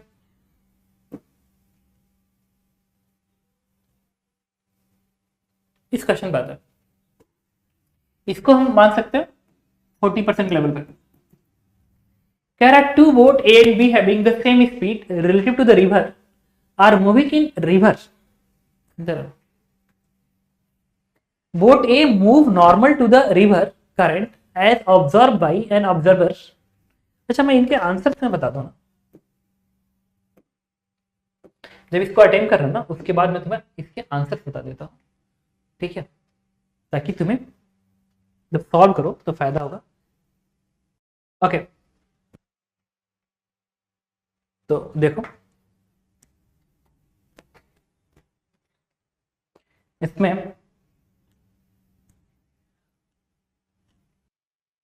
ओके ओके तो देखो मैंने इसका आंसर बता दिया, इसका आंसर है 5। इस क्वेश्चन के जो अटेम्प्ट कर रहा हूं तो इसका आंसर आएगा 41। इसको अटेम्प्ट करोगे एक बार देख लो, इस क्वेश्चन का आंसर आएगा 41 और इसका जो आंसर आएगा 45। ओके तो ये आंसर इसका 45, एक बार देख लेना तुम लोग। अब इस क्वेश्चन को हम आ रहे थे, कह रहा है two boat A and B having the same speed relative to the river are moving in river. Boat A move normal to the river current as observed by an observer moving with velocity of river current. Boat B move normal to the river as observed by the observer on ground. Correct, incorrect option, incorrect option, ये बड़ा important word है। इस diagram को बनाते हैं और तुम attempt करो, तब तक मैं इसका देखूं कि नेक्स्ट क्वेश्चंस में ये कहां तक चल रहा। ओके ठीक है, चलो two boat and B having the same speed to the river are moving in river. Okay river में ऐसे दिखा दे, boat A move normal to the river current as seen by observer moving with velocity of river current. मतलब एक boat है या एक लकड़ी का टुकड़ा है, उस पे एक पर्सन बैठा है, तो लकड़ी की स्पीड होगी वी आर, रिवर के बराबर होगी। और इस पर्सन को लग रहा है कि जो पर्सन ए है वो ऐसे मूव कर परपेंडिकुलर मूव कर रहा है with speed V M R. ये पर्सन ए मतलब इसको लग रहा है कि रिवर की वेलोसिटी के परपेंडिकुलर ऐसे जा रहा है। अगला पॉइंट है moving with velocity of river current. Boat B move normal to the river as observed by the observer on the ground. मतलब ग्राउंड पे खड़े ऑब्जर्वर को बोट बी जो है वो रिवर के फ्लो के परपेंडिकुलर बता रहा है। ये तभी पॉसिबल है जब वो ऐसे मूव करे और उसमें रिवर की स्पीड ऐड करोगे, तब तो जाके ग्राउंड फ्रेम में स्पीड आएगी और वो तब ऐसी होनी चाहिए। तो जो बी है वो ऐसे जाता हुआ नजर आएगा, दैट मीन्स उसकी जो वेलोसिटी होगी वो कुछ और नहीं, वो ऐसे होगी, इस तरीके से होगी। तो ये बी है बेसिकली और ये है VMR बी का और रिवर की स्पीड VR है। अब क्वेश्चन पढ़ते हैं। To a ground observer boat B move faster than A. अच्छा ग्राउंड ऑब्जर्वर के लिए अब बात करें, ग्राउंड ऑब्जर्वर के लिए इसकी वेलोसिटी इसको क्या नजर आ रही है, इसकी वेलोसिटी इसको क्या नजर आ रही है, सुनते रहे। तो ग्राउंड ऑब्जर्वर के लिए रिवर की वेलोसिटी ऐड करनी होगी। तो जब इस वाले में, मतलब मैं ग्राउंड ऑब्जर्वर की बात कर रहा हूं, ग्राउंड ऑब्जर्वर के लिए इस वाले में, इस VMR में जब तुम इस रिवर की स्पीड ऐड करोगे, तो इसका रिजल्टेंट इसको नजर आएगा। तो इसका रिजल्टेंट तो ये बनाना, ये और ये जो आएगा भी, इट इज नथिंग बट इसका स्क्वायर प्लस इसका स्क्वायर, दैट मीन्स VMR का स्क्वायर प्लस VR का स्क्वायर नजर आएगा। और ग्राउंड ऑब्जर्वर को बोट बी की स्पीड सिर्फ ये नजर आएगी, क्योंकि बोट बी तो सीधे ऐसे जाता नजर आ रहा है, ऐसे घूमे ऐसे जा रहा होगा, ग्राउंड ऑब्जर्वर के लिए ऐसे नजर आ रहा है। दैट मीन्स इस वेक्टर में ये वेक्टर जोड़ोगे तो आएगा, तो यही तो ग्राउंड ऑब्जर्वर को नजर आएगा। तो ग्राउंड ऑब्जर्वर को ए की स्पीड ए नजर आई और बी की जो स्पीड आएगी भी वो कुछ और नहीं नजर आएगी, इसके स्क्वायर में से ये स्क्वायर घटाओगे तो अंडर रूट ए बनेगा। दैट मीन्स VMR का स्क्वायर माइनस VR का स्क्वायर का रूट। इसका मतलब ग्राउंड ऑब्जर्वर को ए की स्पीड ज्यादा नजर आ रही है, देखो प्लस यहाँ पे माइनस, मतलब ए की स्पीड ज्यादा नजर आ रही है और बी की स्पीड कम नजर आ रही है। दैट मीन्स ए की स्पीड ज्यादा नजर आ रही है। तो to ground observer boat B move faster than A, ना गलत स्टेटमेंट है, इनकरेक्ट है, तो मार्क करेंगे। To ground observer boat A move faster than B, yes A की स्पीड ज्यादा है। To the given moving observer, moving observer के लिए, मूविंग ऑब्जर्वर मतलब इसके लिए बोट ए की भी स्पीड वीएमआर नजर आएगी और बोट बी की भी स्पीड वीएमआर ही नजर आएगी। रिवर की वेलोसिटी रिवर के ऑब्जर्वर को नहीं देखने वाला है। दैट मीन्स इस पर्सन को भी वीएमआर नजर आएगा, इस पर्सन को ये बोट भी वीएमआर से नजर आएगा और ये बोट भी वीएमआर। बस फर्क क्या होगा, इस पर्सन को ऐसे नजर आएगा और इस पर्सन को ये बोट ऐसे ज्यादा नजर आएंगे, ऐसे। बट ये भी वीएमआर, ये भी वीएमआर, इक्वल नजर आएगा। उसने लिखा है to given moving observer B move faster, ये मूव फास्टर ना, इक्वल नजर आएंगे। तो दोनों ही इनकरेक्ट ऑप्शन है, C and D also incorrect option. तो इस answer is A C D. तो ये मल्टीपल चॉइस क्वेश्चन था। इसके बाद अब हम आते हैं इस क्वेश्चन पे। तो this is the question of battle field. पढ़ लो क्वेश्चन पूरा। बैटल फील्ड है तो बैटल फील्ड वाला क्वेश्चन।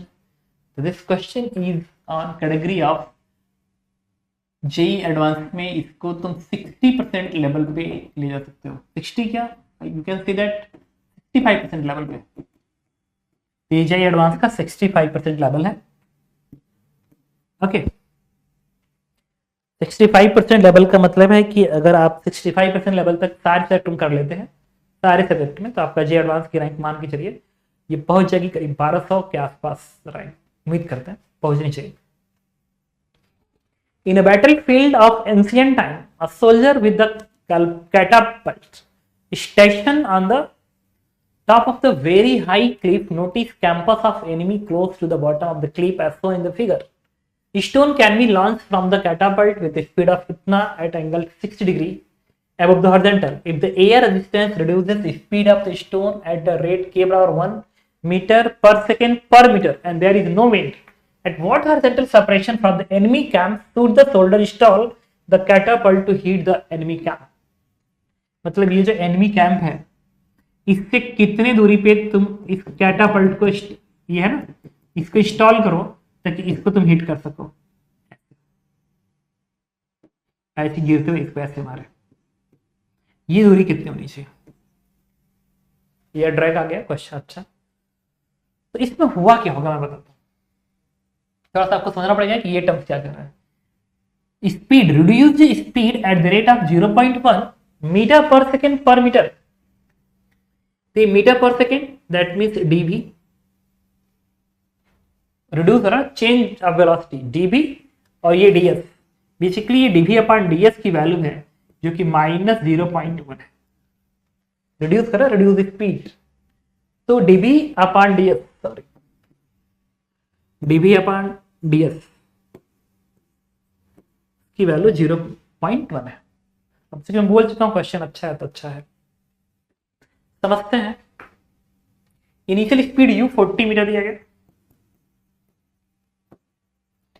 बाकी मेरे पास और कोई इंफॉर्मेशन है? Yes, theta 60 degree projection angle. पूछा है कि ये दूरी कितनी होनी चाहिए, ये दूरी कितनी होनी चाहिए, समझते हैं? इस तरीके से मैंने बना दिया और यहां पे एनिमी कैंप है, एनिमी यहां पे बैठा हुआ है। तो अगर यहां से तुम प्रोजेक्ट कर रहे हो तो ये कुछ ऐसा होना चाहिए, यहां पे जाए और फिर यहां पे ऐसे सीधे वर्टिकल हो जाए। मतलब इस ऐसे चलते समय कहीं पर भी, चाहे यहां पे हो चाहे यहां पे, कहीं पर भी पूरी की पूरी स्पीड वर्टिकल हो जानी चाहिए, पूरी की पूरी स्पीड वर्टिकल हो जानी चाहिए, तभी जाके तुम इस एनिमी को मार पाओगे, अदरवाइज इसको नहीं मार पाओगे। चाहे वो इस एंड पे हो, चाहे यहां पे हो, चाहे यहां पे हो, कहीं पर भी इस पूरे जर्नी में इस लाइन के इधर इधर कहीं पर भी ऐसा हो, इस लाइन जहां पे कट मारेगा उस इस बीच में कहीं ना कहीं जस्ट आगे निकले, यस ऑफ कोर्स इस लाइन को वर्टिकल ऐसे मिला दो, यहां पे पूरी स्पीड वर्टिकल होनी चाहिए ताकि ये ऐसे गिरे। मतलब यहीं पे हॉरिजॉन्टल स्पीड 0 होना चाहिए अगर पाथ ऐसा है तो। और अगर ये पाथ ऐसा है तो फिर यहां पे हॉरिजॉन्टल स्पीड 0 हो जाए, सो दैट वर्टिकल सिर्फ बचे। मतलब ना कायदे से ये मोशन ऐसे होना चाहिए, ऐसे। इस तरीके से, फिर ये ऐसे गिरते हुए यहाँ पे गिर जाए। मतलब इस लाइन पे जब भी पहुंचे, चाहे प्रोजेक्शन अगर तुम ऐसे दे रहे हो ऐसे दे रहे हो ऐसे, तो यहाँ पे घूमते हुए यहाँ पे जब आए तो वर्टिकल हो जाना चाहिए। Are you getting my point? में क्या करो, किसी भी पाथ से प्रोडक्ट करो, किसी भी पाथ से प्रोजेक्ट करो, किसी भी स्पीड प्रोजेक्ट करो, ये जो वर्टिकल लाइन है जब उस लाइन को तक पहुंच रहा हो तो पूरी स्पीड वर्टिकल हो जानी चाहिए। हॉरिजॉन्टल स्पीड मस्ट बी 0, तभी जाकर वर्टिकली नीचे को गिरेगा। या दैट मीन्स इस पॉइंट पे अगर यहां से यहां तक जाने का टाइम t है, अगर यहां से यहां तक जाने का टाइम t है, तो यहां पे आते आते हॉरिजॉन्टल वेलोसिटी क्या होनी चाहिए? फाइनल 0 होनी चाहिए, तभी जाके तुम इसको मार पाओगे। चलो इस पर्टिकुलर पाथ को ट्रेस करते हैं, यहाँ पे लिखे जाते हैं। इस पर्टिकुलर पाथ पे यहाँ पे जब गया तो इसकी इस पे एक तो फोर्स mg काम करेगा, mg काम करेगा, दूसरा एक फोर्स है एयर का ड्रैग जो कि वेलोसिटी के एग्जैक्ट ऑपोजिट काम करेगा। मान लो इसके वेलोसिटी का जो वेक्टर है that is vxi cap plus vy cap है वेलोसिटी वेक्टर, और ये जो बनेगा air drag that is resistance force air drag का, ये जो आना चाहिए, ये जो आना चाहिए। देखो ये dv बाई ds है, इसी में अगर मैं v मल्टीप्लाई कर दूं, इसी में अगर मैं v मल्टीप्लाई कर दूं, ये बन गया v dv बाई ds। आपको अच्छे से पता है कि अगर ये स्पीड है, ये भी स्पीड है, ये डिस्टेंस लेवल है, this is nothing but tangential acceleration.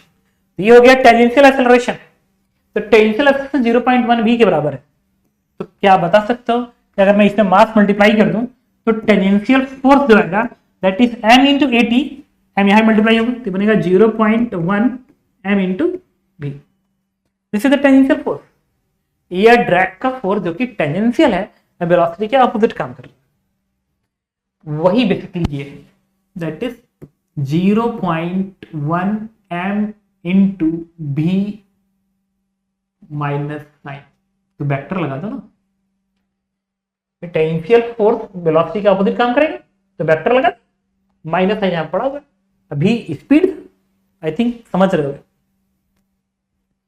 अब मैं चाहता हूं कि इस फोर्स को मैं लिखना चाहता हूं, इस फोर्स को। अच्छा इस फोर्स को अगर मैं लिखूंगा तो मैं ये कहूंगा this is 0.1 m into v की जगह मैं लिख सकता हूं ये vector that is vxi cap plus vyj cap. अब मुझे एक बात बताओ, अगर मैं पूछूं कि x डायरेक्शन में नेट कितना फोर्स काम कर रहा है x के डायरेक्शन में, तो x में तो mg आएगा नहीं, mg पूरा पूरा y में है, तो x में सिर्फ इस एयर ड्रैग का फोर्स का ये वाला कंपोनेंट आएगा सिर्फ, तो कितना आएगा minus 0.1 m into vxi cap, हटा दो इसको, हटा दो, ये x बनेगा, x में mg का कंपोनेंट नहीं आने वाला है। इसको मैं लिख सकता हूं मास इंटू x का एक्सेलरेशन, क्या m से m कट जाएगा? यस। अच्छा इस ax की जगह पे मैं लिख सकता हूं माइनस 0.1 और ax की जगह पे मैं लिख सकता हूं vx dvx। अच्छा ax की वैल्यू ये बनेगा, vx रहेगा ना, और इस पे लिख सकता हूं vx dvx अपॉन dx।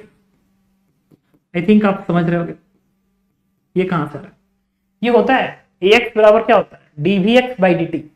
अगर vx x का फंक्शन है तो लिख सकते हो उसको dvx by dx into dx by dt, and this is vx into dvx by dx। ये समझ गए होगे तुम, ये इसे कैंसल आउट हो गया, तो यहां से dvx की वैल्यू आ गई माइनस 0.1 इंटू dx। अब एक इंट्रोगेशन करेंगे, इसे बताओ जब x की वैल्यू 0 थी तो पार्टिकल यहां पे था, तो the x axis, this is the y axis, और ये स्पीड u थी, इसकी स्पीड u है, एंड प्रोजेक्शन एंगल थीटा है, प्रोजेक्शन एंगल थीटा है। तो जब x की वैल्यू 0 है तो vx की वैल्यू क्या u का cos कंपोनेंट है? Yes, u cos theta. और जब यहां पे पहुंचेगा ये पार्टिकल, जब यहां पे पहुंचेगा तो यहां के लिए या यहां के लिए चाहे यहां के लिए x की वैल्यू क्या है? क्या ये पूरा का पूरा दूरी r है? तो जब इस वाले एंड पे जाएगा, इस वाले एंड पे जाएगा, इस वाले एंड पे, तो x r हो जाएगा, और x अगर r हो जाए तो उस टाइम पे vx क्या हो जाएगा? 0, क्योंकि जब यहां पहुंचेगा तो x डायरेक्शन की वेलोसिटी 0 हो गई, 0। अब इसको कर दो इंटीग्रेट, ये बनेगा minus U cos theta is equal to minus 0.1 into, अब माइनस माइनस हट जाएगा और आर की वैल्यू हो जाएगी that is U cos theta and divide by 0.1, और क्वेश्चन में u की वैल्यू उन्होंने दे रखी है 40 60, देखो u is 40 and cos 60 degree and divide by 0.1, 1/2 to 20 that is 200 meters, तो आंसर इज 200 मीटर। इसका मतलब उसको जो इंस्टॉल करना पड़ेगा यहां से 200 मीटर की दूरी पे इंस्टॉल करता है और प्रोजेक्ट करता है, तो आप इस एनिमी को किल करो फिर, देखा दिस इज द साइंस। मतलब ये डायरेक्ट लग रहे हैं, अगर आपको फिजिक्स आती है तो आप खूब आराम समझ सकते हैं कि सामने वाले को अगर हिट मारना है तो डिस्टेंसेस कैसे होने चाहिए। ये सिंपल तो है नहीं, बेसिक फॉर्मूला है, u square sine theta upon g, जैसे सोचना पड़ा, इसलिए क्वेश्चन को मैंने 65% लेवल पर रखा, और मैंने कहा कि ऐसे क्वेश्चन करने के बाद हम उम्मीद करते हैं कि आपकी रैंक 1200-1100 के आसपास आनी चाहिए, और 1100 रैंक 1000 रैंक तो गुड रैंक, अच्छी रैंक होती है, समझ सकते हो अच्छी रैंक होती है यार। 8 लाख 10 लाख बच्चे पार्टिसिपेट करते हैं एग्जाम के अंदर, 1000 इज गुड रैंक। ओके,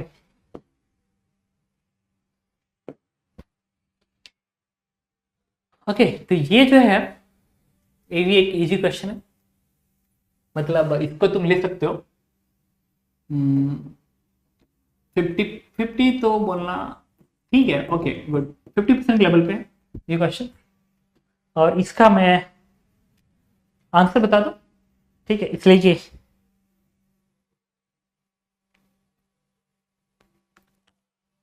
या मैं सॉल्व करता हूं, बट ये क्वेश्चन ना बहुत डिफिकल्ट नहीं है, इसलिए मैं सोच रहा था कि एक बार आप इसको अटेम्प्ट करना, अगर आपसे सॉल्व हो जाता है तो अच्छी बात है, अदरवाइज जिस दिन लाइव क्लास होगी उस दिन मैं आपको बताऊंगा ही, अगर आप ये सब पूछते हो डाउट तो मैं इसका आंसर आपको बताता हूँ। इसका आंसर क्या है देखिए, ओके तो इसका आंसर है 7, अल्फा की वैल्यू है 7, आप अटेम्प्ट करना, अगर डाउट होता है ना तो जिस दिन लाइव क्लास होगी उस दिन मैं आपको अलग से बता दूंगा, ठीक है, उस टाइम पे, बट अटेम्प्ट करना। Now this is the question, ये जो क्वेश्चन है एक बार मैं फिर बताऊं कि ये क्वेश्चन अगेन 50% के लेवल पे है, हालांकि मैं थोड़ा सा वो कर रहा हूँ, 45 मान सकते हो, true speaking 45। AB is a incline of roof and a body is projected from the origin towards the roof as shown in the figure. Find the edge for which the body will just touch the roof.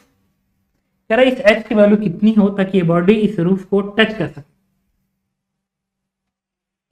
देखो, जबकि इसमें alpha theta 45 degree है, मतलब ये जो theta है ये भी 45 डिग्री है, और ये जो अल्फा है ये भी 45 डिग्री है, और ये जो डिस्टेंस है ये 10 मीटर आई थिंक, स्पीड है 10 मीटर पर सेकेंड ना, 10 मीटर पर सेकेंड है, बाकी तो कोई इंफॉर्मेशन नहीं है। ओके, पूछता है इस एच की वैल्यू कितनी हो तो दैट ये पार्टिकल इसको टच कर सके रूफ को। इसको सॉल्व करने का बेसिकली दो मेथड्स है, the method 1 is basic and method 2 is quite good.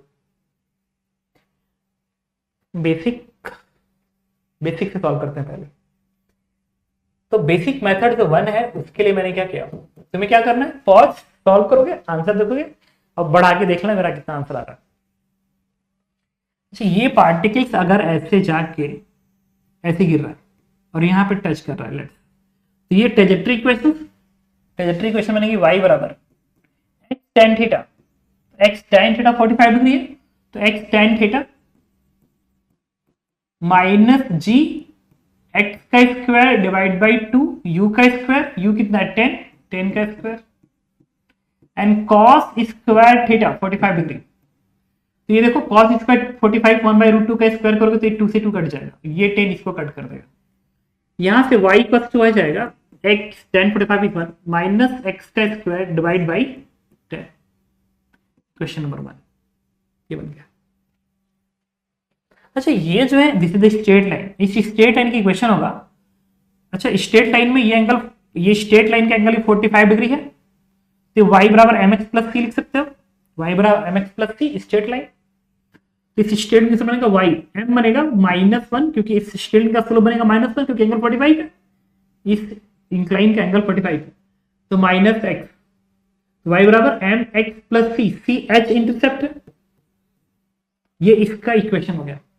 अच्छा, जहां पर भी ये पैराबोला इस स्ट्रेट लाइन को टच कर रहा होगा, टच कर रहा है, इसका मतलब ये हो गया कि अगर ये पैराबोलिक इक्वेशन और इस स्ट्रेट लाइन एक दूसरे को टच कर रहा है, दैट मीन्स इसका इंटरसेक्शन सिर्फ एक है, दो इंटरसेक्शन नहीं है।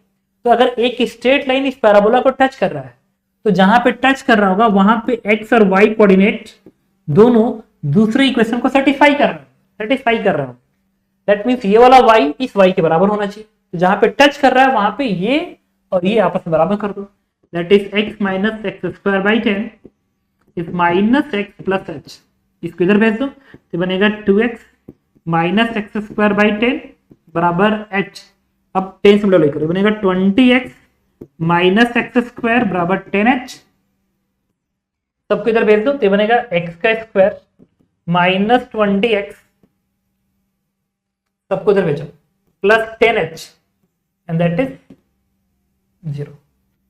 अच्छा, चूंकि टच कर रहा है दैट मीन्स एक ही x पॉसिबल है, इस स्ट्रेट लाइन पे एक ही x पॉसिबल है, दो x नहीं हो सकते। इसका मतलब इसका जो रूट बनना चाहिए, रूट वो सिर्फ एक ही आना चाहिए। एक रूट तभी होगा इस क्वाड्रेटिक का जब इसका डिस्क्रिमिनेंट 0 होगा, डिस्क्रिमिनेंट 0 होगा, तो डिस्क्रिमिनेंट 0 कर दो इसका, तो इसका डिस्क्रिमिनेंट होगा b का square minus 4ac 4a into c, that is 0. That means h is nothing but 10 meters, and this is the basic method. ये तो बेसिक मेथड था। जो अगला मेथड है ना, वो अगर तुम समझने की कोशिश करते ना तो भी बता सकते थे। पता कैसे बताता हूं, देखो मेथड 2। मेथड 2 में क्या है, इस पैराबोला को थोड़ा समझते हैं। ये पूरा पैराबोला ऐसे है, ये एंगल 45 है, तो ये भी एंगल 45 होगा। अच्छा, बाकी कहीं भी जाओगे ये वाला एंगल इससे तो कम होगा। अब ये जो रूफ था उसी पैराबोला पे इंक्लाइन बनना है, तो सपोज करो इस पैराबोला पे यहाँ पे टच कर रहा है, इस पैराबोला को सपोज करो यहाँ पे टच कर रहा है, तो यहाँ पे टच करता तो रूफ यहां पे आता, उसकी बाउंड्री यहां पे आती, तो जितना ये एंगल होता उतना ही ये एंगल होता। लेकिन क्वेश्चन में तो कहा गया है कि ये एंगल 45 डिग्री होना चाहिए। ये तो कहा गया ना, जो रूफ का एंगल बनना चाहिए वो 45 बनना चाहिए। तो अगर ये 45 है तो ये भी 45 होगा, लेकिन ये तो एंगल इससे हमेशा कम होता है। पैराबोला में ऊपर एंगल्स कम होते हैं, नीचे एंगल बढ़ता है। ऐसे एंगल धीरे धीरे घटेगा हॉरिजॉन्टल से, फिर बढ़ के यहाँ पे मैक्सिमम हो जाएगा, ऐसा होता है। अच्छा, ये 45 तभी पॉसिबल हो सकते हैं जब ये टच पॉइंट यहां ना हो, वो टच पॉइंट यहां लग जाए। तो ये जो दीवार है वो यहां पे ना होकर दीवार ऐसा होना चाहिए, यहां से टेंजेंट बनना चाहिए, कॉमन टेंजेंट ऐसे बनना चाहिए, ये ऐसा होना चाहिए। इसका मतलब कि ये जो प्रोजेक्टाइल है वो बेसिकली इस दीवार के इस एंड पे अगर गिरता है तभी जाके यहाँ का टेंजेंट जब डालेंगे तो दीवार आपका ऐसा बनेगा। तो ये इस तरीके से। अब ये वाली हाइट पूछ रहा है, तो ये तो रेंज है ना, अगर ये रेंज है और ये 45 है तो जितना रेंज होगा उतना ही ये h होना चाहिए,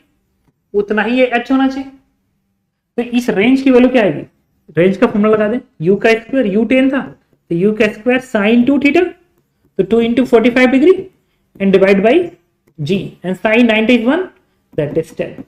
इसका मतलब ये r 10 है तो ये भी क्या होना चाहिए 10, क्योंकि 45 डिग्री पे टच है। आई थिंक आप बात समझ गए होंगे ना। ये जो क्वेश्चन है एक बार देखो,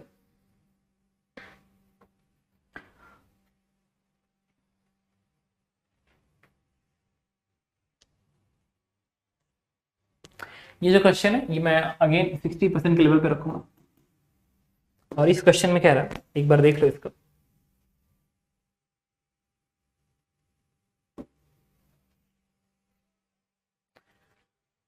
A river of width A with the straight parallel blank blank follows due to the north with speed u.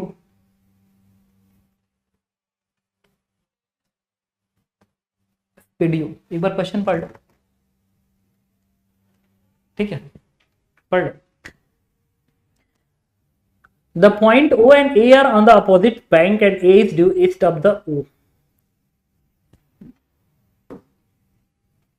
Multiple choice question हो सकता है.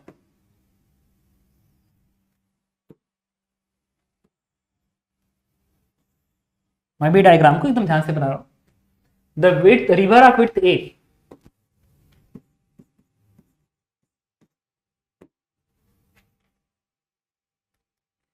Straight parallel blank blank flow due north, north की तरफ जा रहा है ऐसे, this direction in north.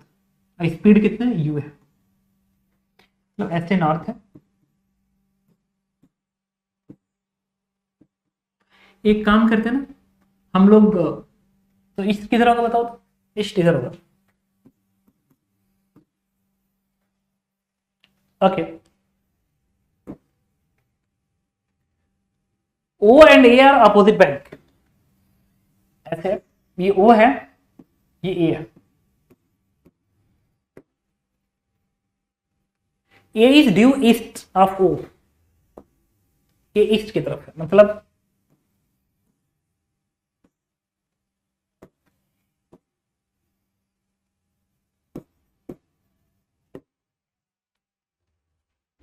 Coordinate axis OX OY are taken in the east. अच्छा, OX ईस्ट की तरफ है,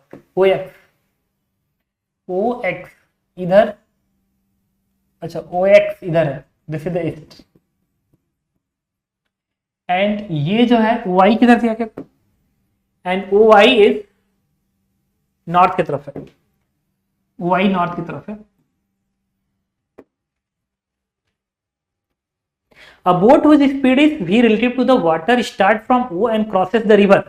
If the boat is steered due east and u vary with the x-axis at this one, और जो u है उसका function दिया गया a minus x into x भी अपान a का स्क्वायर.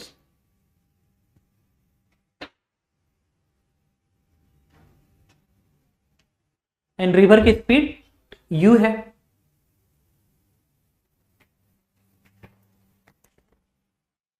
ओके, तो u बराबर हो गया a माइनस एक्स इतना, और ये u जो है रिवर की स्पीड है, और v किसकी स्पीड है, पर्सन की स्पीड है. और पर्सन किधर चल रहा है देखना, तो river, if the boat is steered due east, east की तरफ है. ईस्ट का मतलब इधर है, बोट ऐसे चलना शुरू करता है ऐसे, स्पीड v से, ये भी सेम है. पूछ क्या रहा है, equation of trajectory of the boat, time to taken to the cross the river. Okay, सारे क्वेश्चंस बताने हैं. Absolute velocity of boatman when it reaches the opposite bank, the displacement of the boatman when it reaches the opposite bank from the initial positions. ठीक है, okay. तो मुझे ये बताओ, अगर ये ओरिजिन है और रिवर की स्पीड देखो, x जगह पे 0 प्लेस करो, 0, x जगह पे 0 तो वैल्यू 0 होगी. तो यहाँ पे रिवर की स्पीड 0 है, तो चलेगा तो ऐसे ही, चलेगा तो ऐसे ही. लेकिन एक्चुअल में क्या होगा कि जैसे ये आगे बढ़ेगा ना, आगे बढ़ेगा तो ये x में आ रहा है, x में आ रहा है. जैसे भी x में आगे बढ़ेगा तो x की वैल्यू बढ़ेगी, तो स्पीड आ जाएगा u, तो रिवर की स्पीड इधर आने लगेगी. तो वो कुछ इस बोट को ऐसे खींचेगा, ऐसे खींचेगा. मतलब कॉमन सेंस तो यही कह रहा है ना, ऐसे खींचेगा. तो कुछ इस तरीके से, ऐसे ऐसे कुछ ऐसे, जो मुझे अभी समझ में आ रहा है. क्योंकि ये स्पीड ज्यादा है, इधर स्पीड कम है, कम है, कम है, तो धीरे धीरे धीरे धीरे ना इधर ऐसे आएगा. Are you getting my point ना. अब एक काम करते हैं, मुझे बताओ, यहाँ पे आने के बाद ये एक्स डायरेक्शन की वेलोसिटी जो है वो तो भी ही रहेगी, और ये जो वेलोसिटी है इस डायरेक्शन की, रिवर वाला ये, वो तो ये है, दैट इज यू. अच्छा, इस कर्व पाथ का एंगल हॉरिजॉन्टल से, मतलब वाई एक्सिस से. अच्छा, वाई एक्सिस से मैं एंगल लिख रहा हूं, ठीक है, कोई बात नहीं, लिख लो, फर्क नहीं पड़ता, इसको थीटा मानो. लेकिन ये वाई एक्सिस से एंगल है, मतलब y एक्सिस से इस वेलोसिटी वेक्टर के बीच की निकला। तो आप tan थीटा को क्या लिखोगे, tan लिखोगे this length upon this length, तो ये लेंथ भी है v जो कि हमेशा कांस्टेंट होगा अपॉन u, तो u ये है उठा के रख दो, that is a minus x into x into भी a का स्क्वायर ऊपर चला जाएगा, ये ऐसे आएगा। अच्छा tan थीटा को आपकी बार में dx अपॉन dy लिखूंगा, द रीजन मैं तुम्हें बता रहा हूँ क्यों। भाई ये जो थीटा है वो y एक्सिस से एंगल है ना, अगर थीटा x एक्सिस से होता है तो tan theta divide by dx बनता है, बट ये जो थीटा है वो y एक्सिस से एंगल है, तो ये जो tan थीटा आ रहा है उसमें लिखेंगे dx बाय dy। अब इस पूरे इक्वेशन को इधर भेज दो, तो ये बनेगा a x मल्टीप्लाई कर दिया माइनस एक्स का square into D X is equal to a का square into D Y, integrate करेंगे dx बनाएंगे, x की वैल्यू 0 पे ये 0 है, x की वैल्यू x पे ये वैल्यू y है, इस कोऑर्डिनेट इसके कोऑर्डिनेट x का y ना, सॉल्व कर दो, इससे इक्वेशन आएगा a x स्क्वायर बाई 2, ये बनेगा x क्यूब बाई 3, बनेगा a स्क्वायर y। तो कोई पूछे ट्रेजेक्टरी इक्वेशन क्या होगा, तो इससे डिवाइड कर दो, तो y की वैल्यू आएगी दिस इज a स्क्वायर यहां पाएगा, तो ये बनेगा x स्क्वायर अपॉन 2a, ये बनेगा minus x cube by 3a square. ये बेसिकली इक्वेशन ऑफ ट्रेजेक्टरी है जिसके फॉलो कर रहा है। अगला पॉइंट ये कहा है, ये मिल गया मुझे,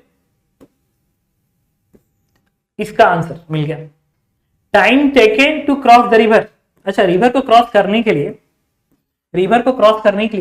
y डायरेक्शन की वेलोसिटी का यूज करेंगे, क्योंकि x का असर तो y में नहीं पड़ने वाला है, तो सेकेंड पार्ट में जो time to cross the river होगा, क्योंकि ये वेलोसिटी अनचेंज रहेगी, अनचेंज, तो टाइम आएगा a upon v and this is answer. ये सेकेंड पार्ट का आंसर है।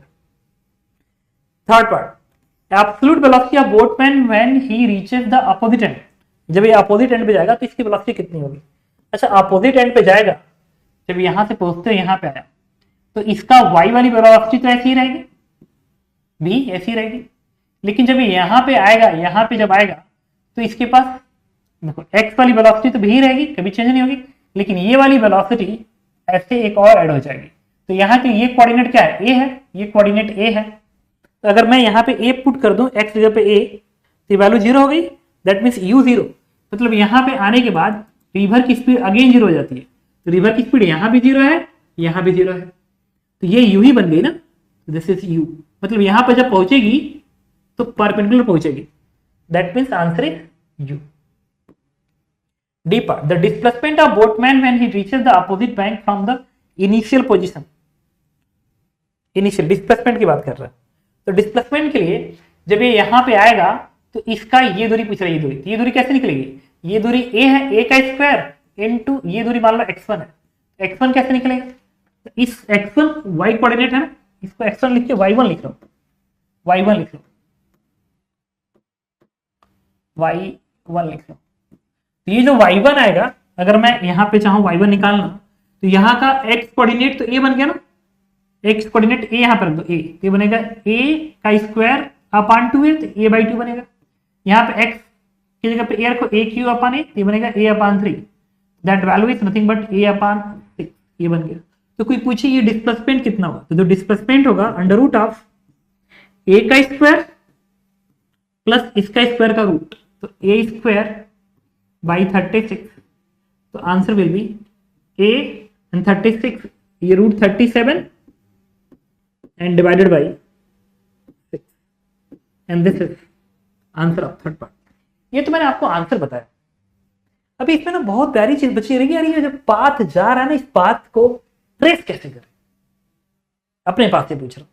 तो ट्रेस करने के लिए चलेगा तो ऐसे ही, और एक चीज और है, यहाँ पे 90 डिग्री पे आएगा, 90 पे आएगा, क्योंकि वेलोसिटी ऐसे, मतलब पाथ ऐसे होगा कि यहाँ पे 90 पे आने वाला है, तो कायदे से ये ट्रेस पाथ, तो इस इक्वेशन को मुझे ट्रेस करना है, ये इक्वेशन बनना चाहिए कायदे से इस तरीके से, जस्ट ध्यान देना, ये चलेगा ऐसे, इस तरीके से, ये आएगा ऐसे, और फिर ये बन जाएगा ऐसे 90 डिग्री, क्योंकि वेलोसिटी जितने बार जीरो होगी उतने बार u की वेलोसिटी कितनी बार जीरो होगी, इसकी वैल्यू जीरो देखो कितनी बार होगी, एक बार x बराबर जीरो पर हो रही है और एक बार x बराबर a पे हो रही है जीरो, बाकी कहीं जीरो नहीं हो रही है। तो रिवर की स्पीड बाकी कहीं जीरो नहीं होनी चाहिए, मतलब कि पर्सन की वेलोसिटी इस x एक्सिस के अलावा सिर्फ दो ही बार होगी नेट वेलोसिटी, एक शुरू में एक फाइनल। तो दिस इज द पाथ जिसके थ्रू ये मूव करेगा। तो this is the y axis and this is the x axis. तो ये इन क्वेश्चंस के आंसर हैं। आई थिंक आपने समझा होगा। एक्चुअली में this is the J advantage, समझो तो ठीक है। ओके, बाकी भी बहुत सारे क्वेश्चन थे बट ठीक है, थैंक यू। ओके, तो हम लोग नेक्स्ट क्वेश्चन डिस्कस करने जा रहे हैं और ये है, ये इस क्वेश्चन को पढ़ लो, मुझे ऑलरेडी पता है। आपको करना है क्या, पॉज एंड सॉल्व। क्वेश्चन का लेवल है 50%। आई थिंक आपने सॉल्व कर लिया होगा। इसमें एक फिक्स पॉइंट इधर है और ये पर्सन यहां से चलना शुरू करता है, moving with constant velocity underline है, is approaching a fixed point with velocity 3 meter per second and after a time interval of इतना the particle passes the position closest to the fixed point। इस fixed point के closest का मतलब यहां पे रहा होगा। जब यहां पहुंचता है तो इसकी स्पीड होती है 5 मीटर पर सेकेंड। लेकिन जहां से शुरू कर रहा है वहां पे अगर इसको मिला दूं and this angle is theta, तो ये भी स्पीड बेसिकली 5 ही मीटर पर सेकेंड है, ये भी स्पीड 5 मीटर पर सेकेंड ही है,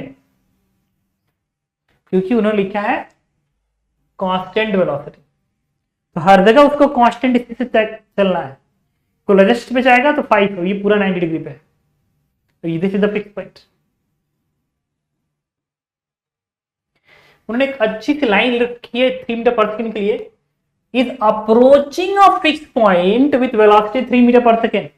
तो ये जो 3 मीटर पर सेकेंड है ये वेलोसिटी ऑफ अप्रोच है, अप्रोच है मतलब अगर ये 5 है तो इसका इधर वेलोसिटी ऑफ अप्रोच 3 है, तो इसका इधर कितना कंपोनेंट आएगा 5 cos थीटा, 5 cos थीटा, ये बेसिकली 3 के बराबर है। तो यहां से cos थीटा की वैल्यू क्या आएगी 3/5, that means theta is 53 degree. ये है बेसिकली। अब एक टाइम कह रहा है कि कितने टाइम बाद पहुंचा 6 सेकेंड, यहां से यहां तक जाने का टाइम है 6 सेकेंड। तो ये दूरी कितनी होगी, ये जो दूरी होनी चाहिए that distance must be equal to 5 meter पर सेकेंड इंटू 6, 30 मीटर। तो उन्हें क्या पूछा है, find the closest distance between fix point and particle. क्या यही दूरी क्लोजेस्ट डिस्टेंस है? तो इसको अगर मैं अपने मन से x बोल दूं तो इस ट्रायंगल में मैं लिख सकता हूं tan theta is equal to this length upon this length, this is x upon 30 degree and theta किसके बराबर है 53, तो tan 53 degree and tan 53 degree is nothing but 4/3, तो 3 से 3 कटेगा, x कितना आएगा 40 meter and this is answer. तो आपने देखा ये भी 50%। हाँ, अगर तुमने अभी तो मैं सॉल्व कर दिया ना इसलिए इजी लग रहा, तुम्हें शुरू में लगाओ क्या क्या हो रहा है, इसलिए 50% है। ये क्वेश्चन देखते हैं, इस क्वेश्चन को मैं 70% के लेवल पे ले जाऊंगा जेई का। कह रहा particle A move with the constant speed 2 metre पर second on circular path of radius 4 metre, wherever particle B move along a straight line through the center of the circular path, always maintaining a constant distance 4 meter. Video pause and start. Actually में you are studying through JEE Advanced, तो हम लोग JEE Advanced actual पढ़ रहा है। Which of following conclusion is drawn? Magnitude of B is इतना, maximum acceleration of B is इतना, during one revolution of a distance traveled by b is 32 meters. Modulus of velocity of particle relative to the other is constant. चलो बताता हूँ. Particle move with the constant speed 2 meter per second on circular path of radius 4 meters. A particle A move with the constant speed 2 meter per second on circular path of radius 4 meters. Wherever particle B move along a straight line through the center of the circular path always, maintaining a constant distance 4 meter from particle A. तो एक circular path ऐसे बना दो, अब एक ऐसा straight line diameter से दिखा दो. कह रहा है कि ए मूव स्पीड इतना circular path of radius 4 meter, जो रेडियस है वो 4 मीटर के बराबर है,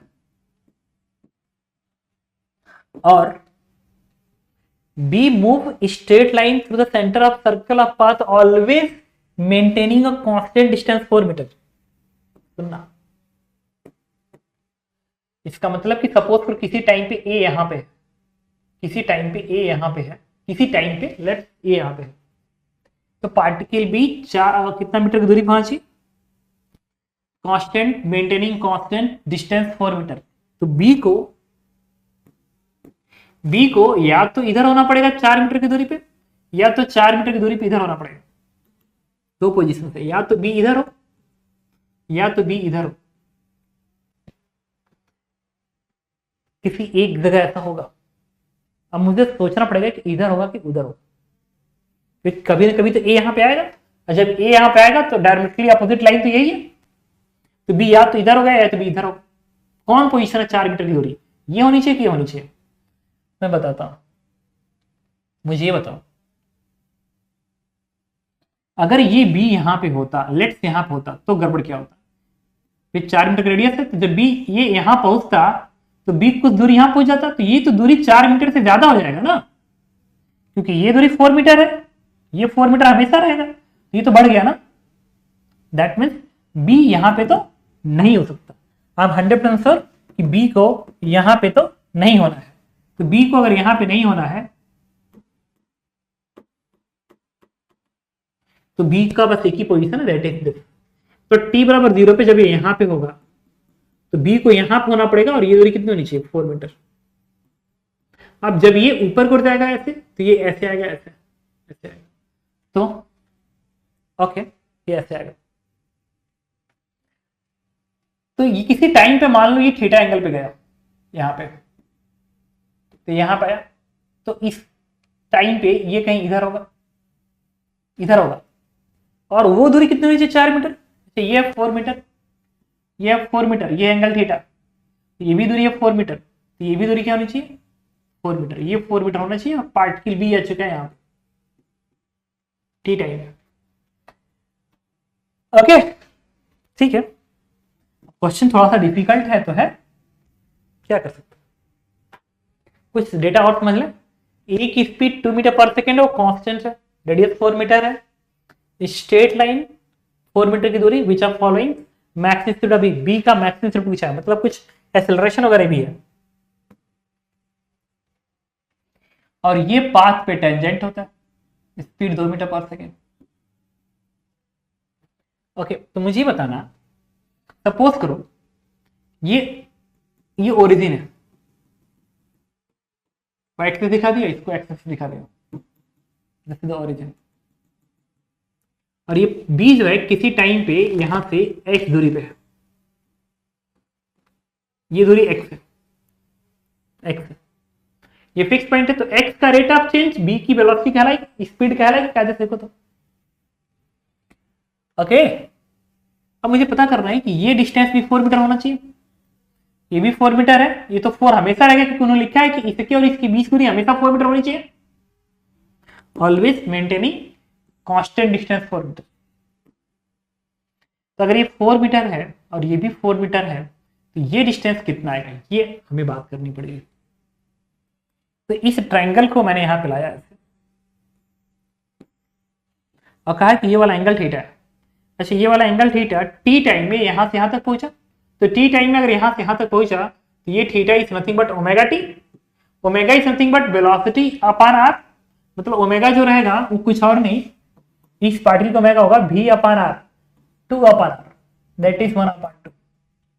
तो theta equals to omega T, omega है 1 अपॉन 2 इंटू टी, ये थीटा बन गया। और ये भी है 4 मीटर, ये भी है 4 मीटर, देखो 4 4, और ये लाइन है।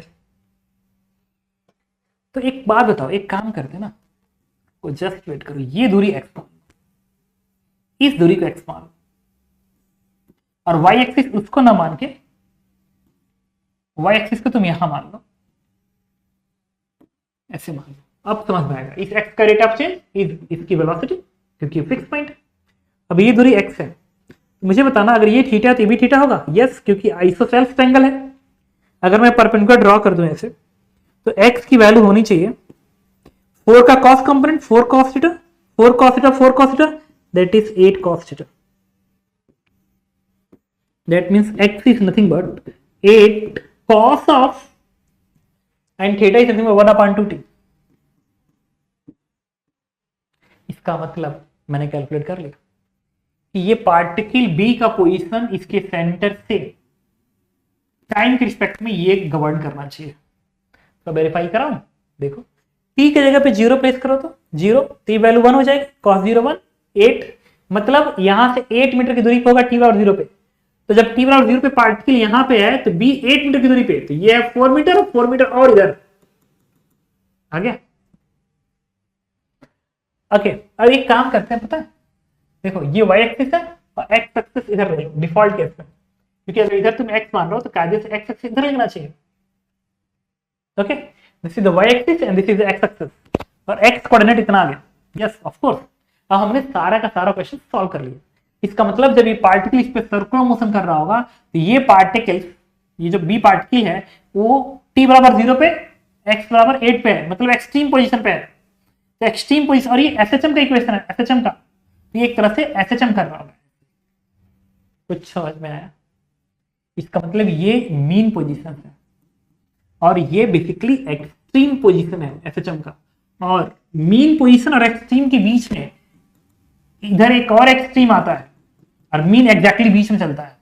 तो अगर ये है 8 मीटर की दूरी तो ये भी क्या होगा 8 मीटर की दूरी, दिस इज द 8 मीटर, ये भी होगा 8 मीटर, और ये भी कितना, यहां से लेकर यहां तक भी 8 मीटर है ये। और ये इक्वेशन बता रहा है कि पार्टिकल पॉजिटिव एक्सट्रीम पे है, क्योंकि प्लस cos ओमेगा टी बना है, प्लस साइन है cos के आगे, तो ये सही में प्लस है क्योंकि इधर पॉजिटिव एक्सिस इधर है।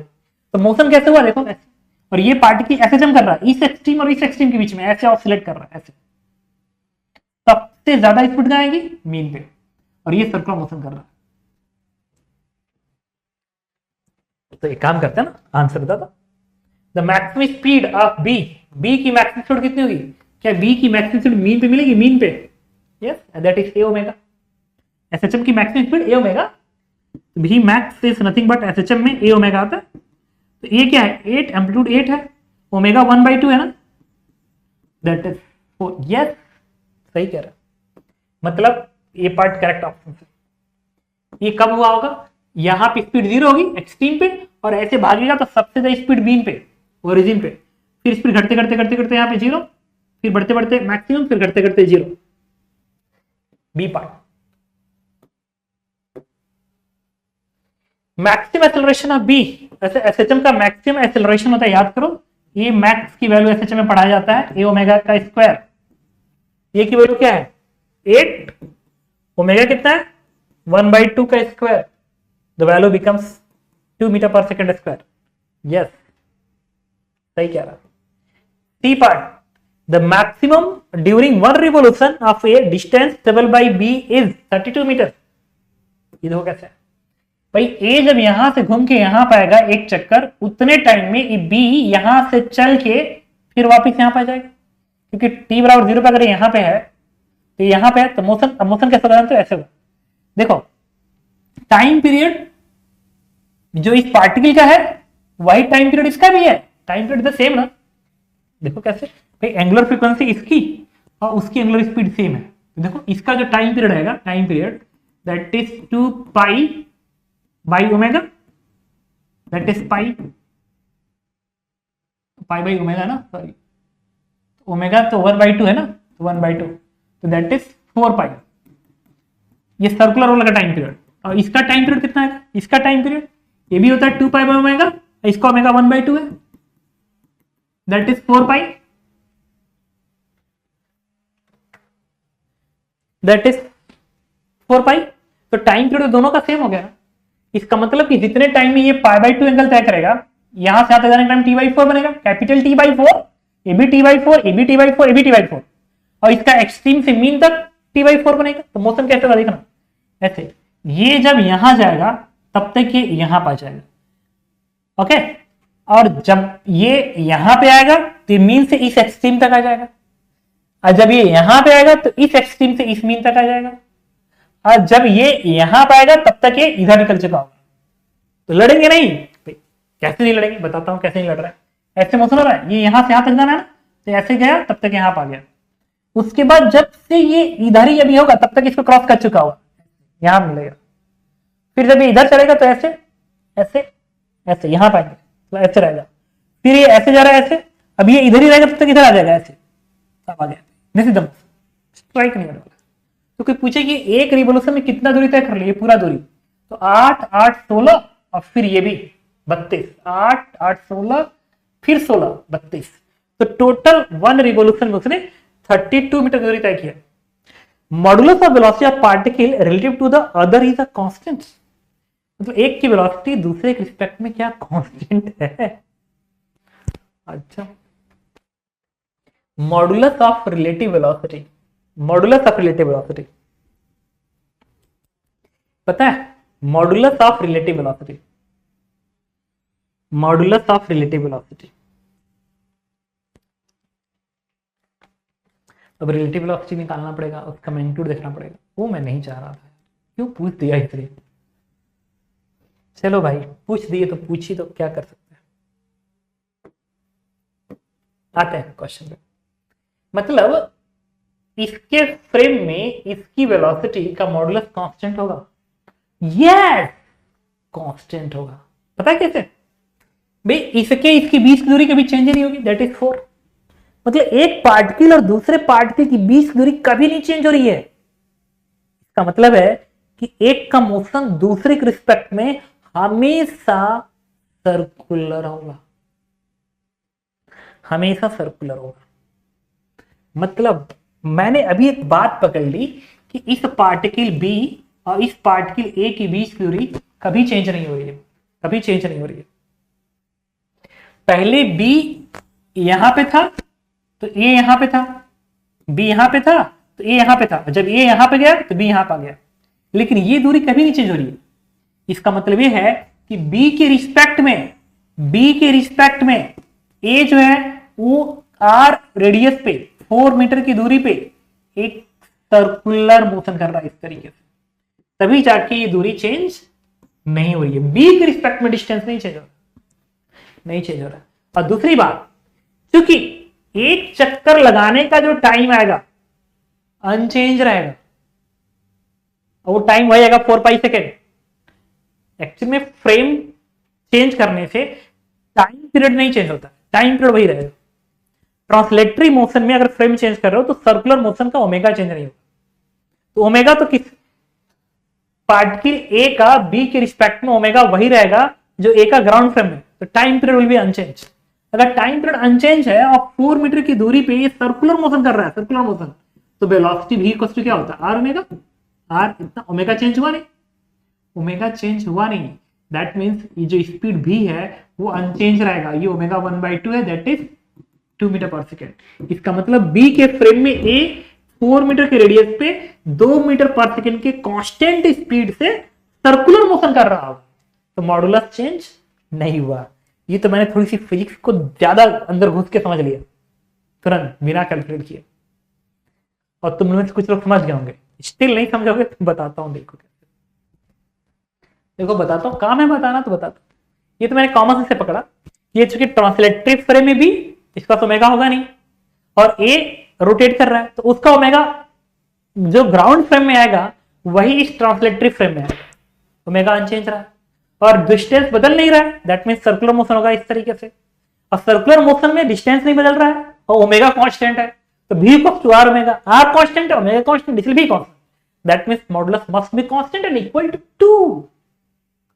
प्रूफ करो बेसिक मेथड से। देखो प्रूफ कर रहा हूं बेसिक मेथड से। बेसिक मेथड में जो वेलोसिटी का फंक्शन बना था, एक्स का फंक्शन वो ये है। मैं थोड़ा इसको हटाता हूं, ये एक्स का फंक्शन, इसको डिफरेंशिएट करो v पाने के लिए। तो v इक्वल होगा dx by dt, that is 8, इसको करोगे differentiate 8 cos function minus sine 1/2 t और 1/2 बाहर, तो ये बनेगा माइनस 1/2 बाहर एंड साइन 1/2 t। इससे भी x मतलब स्पेशली ये किसकी वेलोसिटी है, ये a की वेलोसिटी है, ठीक है, नहीं b की वेलोसिटी है, सॉरी b की वेलोसिटी है, वो आएगा -4 साइन 1/2 t आई कैप। अब यही बात करेंगे a की वेलोसिटी का। अच्छा a की जो वेलोसिटी है t टाइम में पहुंच गया यहाँ पे, और ये इस तरीके से, और ये था 2 मीटर पर सेकेंड। जैसे अगर मैं इसको आगे बढ़ा दूं तो अगर ये थीटा है तो बनेगा थीटा, ये बनेगा 90 theta, that means this is theta, theta 90 theta ये बनेगा। और एक्स डायरेक्शन आप ऐसे बोल रहे थे, वाई ऐसे बोल रहे थे। तो इस पार्टिकल ए की जो वेलोसिटी का वेक्टर फॉर्म बनेगा वो कितना बनेगा, इस 2 का ये वाला कंपोनेंट बनेगा साइन 2 साइन थीटा, इधर आ रहा है, इधर देखेंगे -2 साइन थीटा आई कैप। क्यों भाई, एक्स ऐसे है और कंपोनेंट बी का इधर आ रहा है ऐसे, और एक कंपोनेंट ऊपर का बनेगा ऐसे, that is 2 cos theta J cap. तो ए की जो वेलोसिटी बनेगी, this one is -2 sine theta, theta is omega T, and theta की वैल्यू निकाला था ओमेगा 1/2 इंटू टी, यहां पर देखेंगे 1/2 into T I cap plus 2 cos theta जगह पे 1/2 इंटू टी जे कैप। अब मुझे निकालना है रिलेटिव वेलोसिटी, तो इसमें से इसको घटाएंगे रिलेटिव वेलोसिटी पाने के लिए, इस वेक्टर में से इस वेक्टर को घटाओ। क्या इतनी की जरूरत थी क्या यार,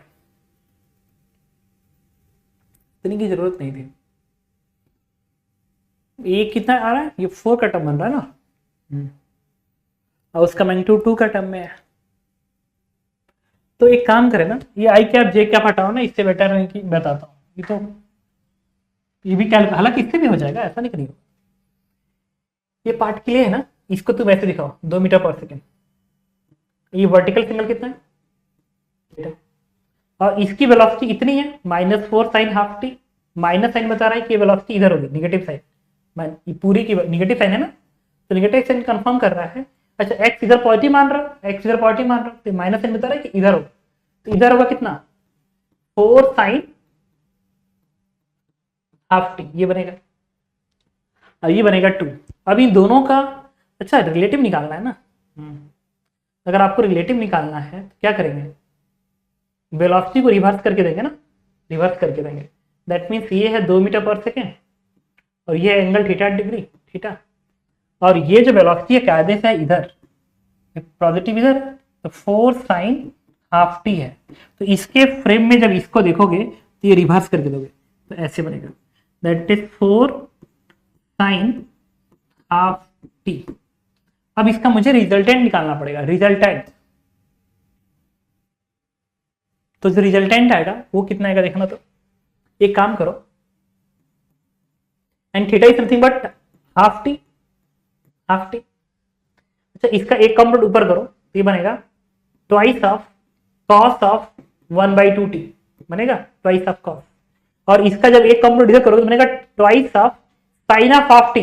तो twice sine of half T में से ये में से घटाओगे तो बस इधर बचेगा twice of sine of half T, यही बचेगा। इसका कंपोनेंट इधर करोगे, उसको इसमें से घटाओगे तो सिर्फ इतना बचेगा। अब इसका रिजल्टेंट ही रिलेटिव वेलोसिटी है। अच्छा बताओ जो रिलेटिव वेलोसिटी आएगी वी आर, वो क्या इसका स्क्वायर प्लस इसका स्क्वायर का अंडर रूट होगी। जब इसका स्क्वायर से अंडर रूट करोगे तो 2 ही आएगी, क्योंकि sine square theta plus cos theta 1 हो जाएगा। आ गया ना कांस्टेंट। तो यही मैं आपको उस बेसिक से बता रहा था। और इसके फ्रेम में इसका मोशन कुछ ऐसे होगा, ऐसे। तो इसके फ्रेम में इसका मोशन ऐसे सर्कुलर होगा, सर्कुलर, ठीक है। तो इस तरीके से घूमेगा, एंड दिस इज 2 मीटर पर जो कि कांस्टेंट है। तो आपने समझा कि इसका आंसर डी पार्ट भी करेक्ट है। इसीलिए मैं इस क्वेश्चन को 70% के लेवल पर रखा था। Okay, thank you.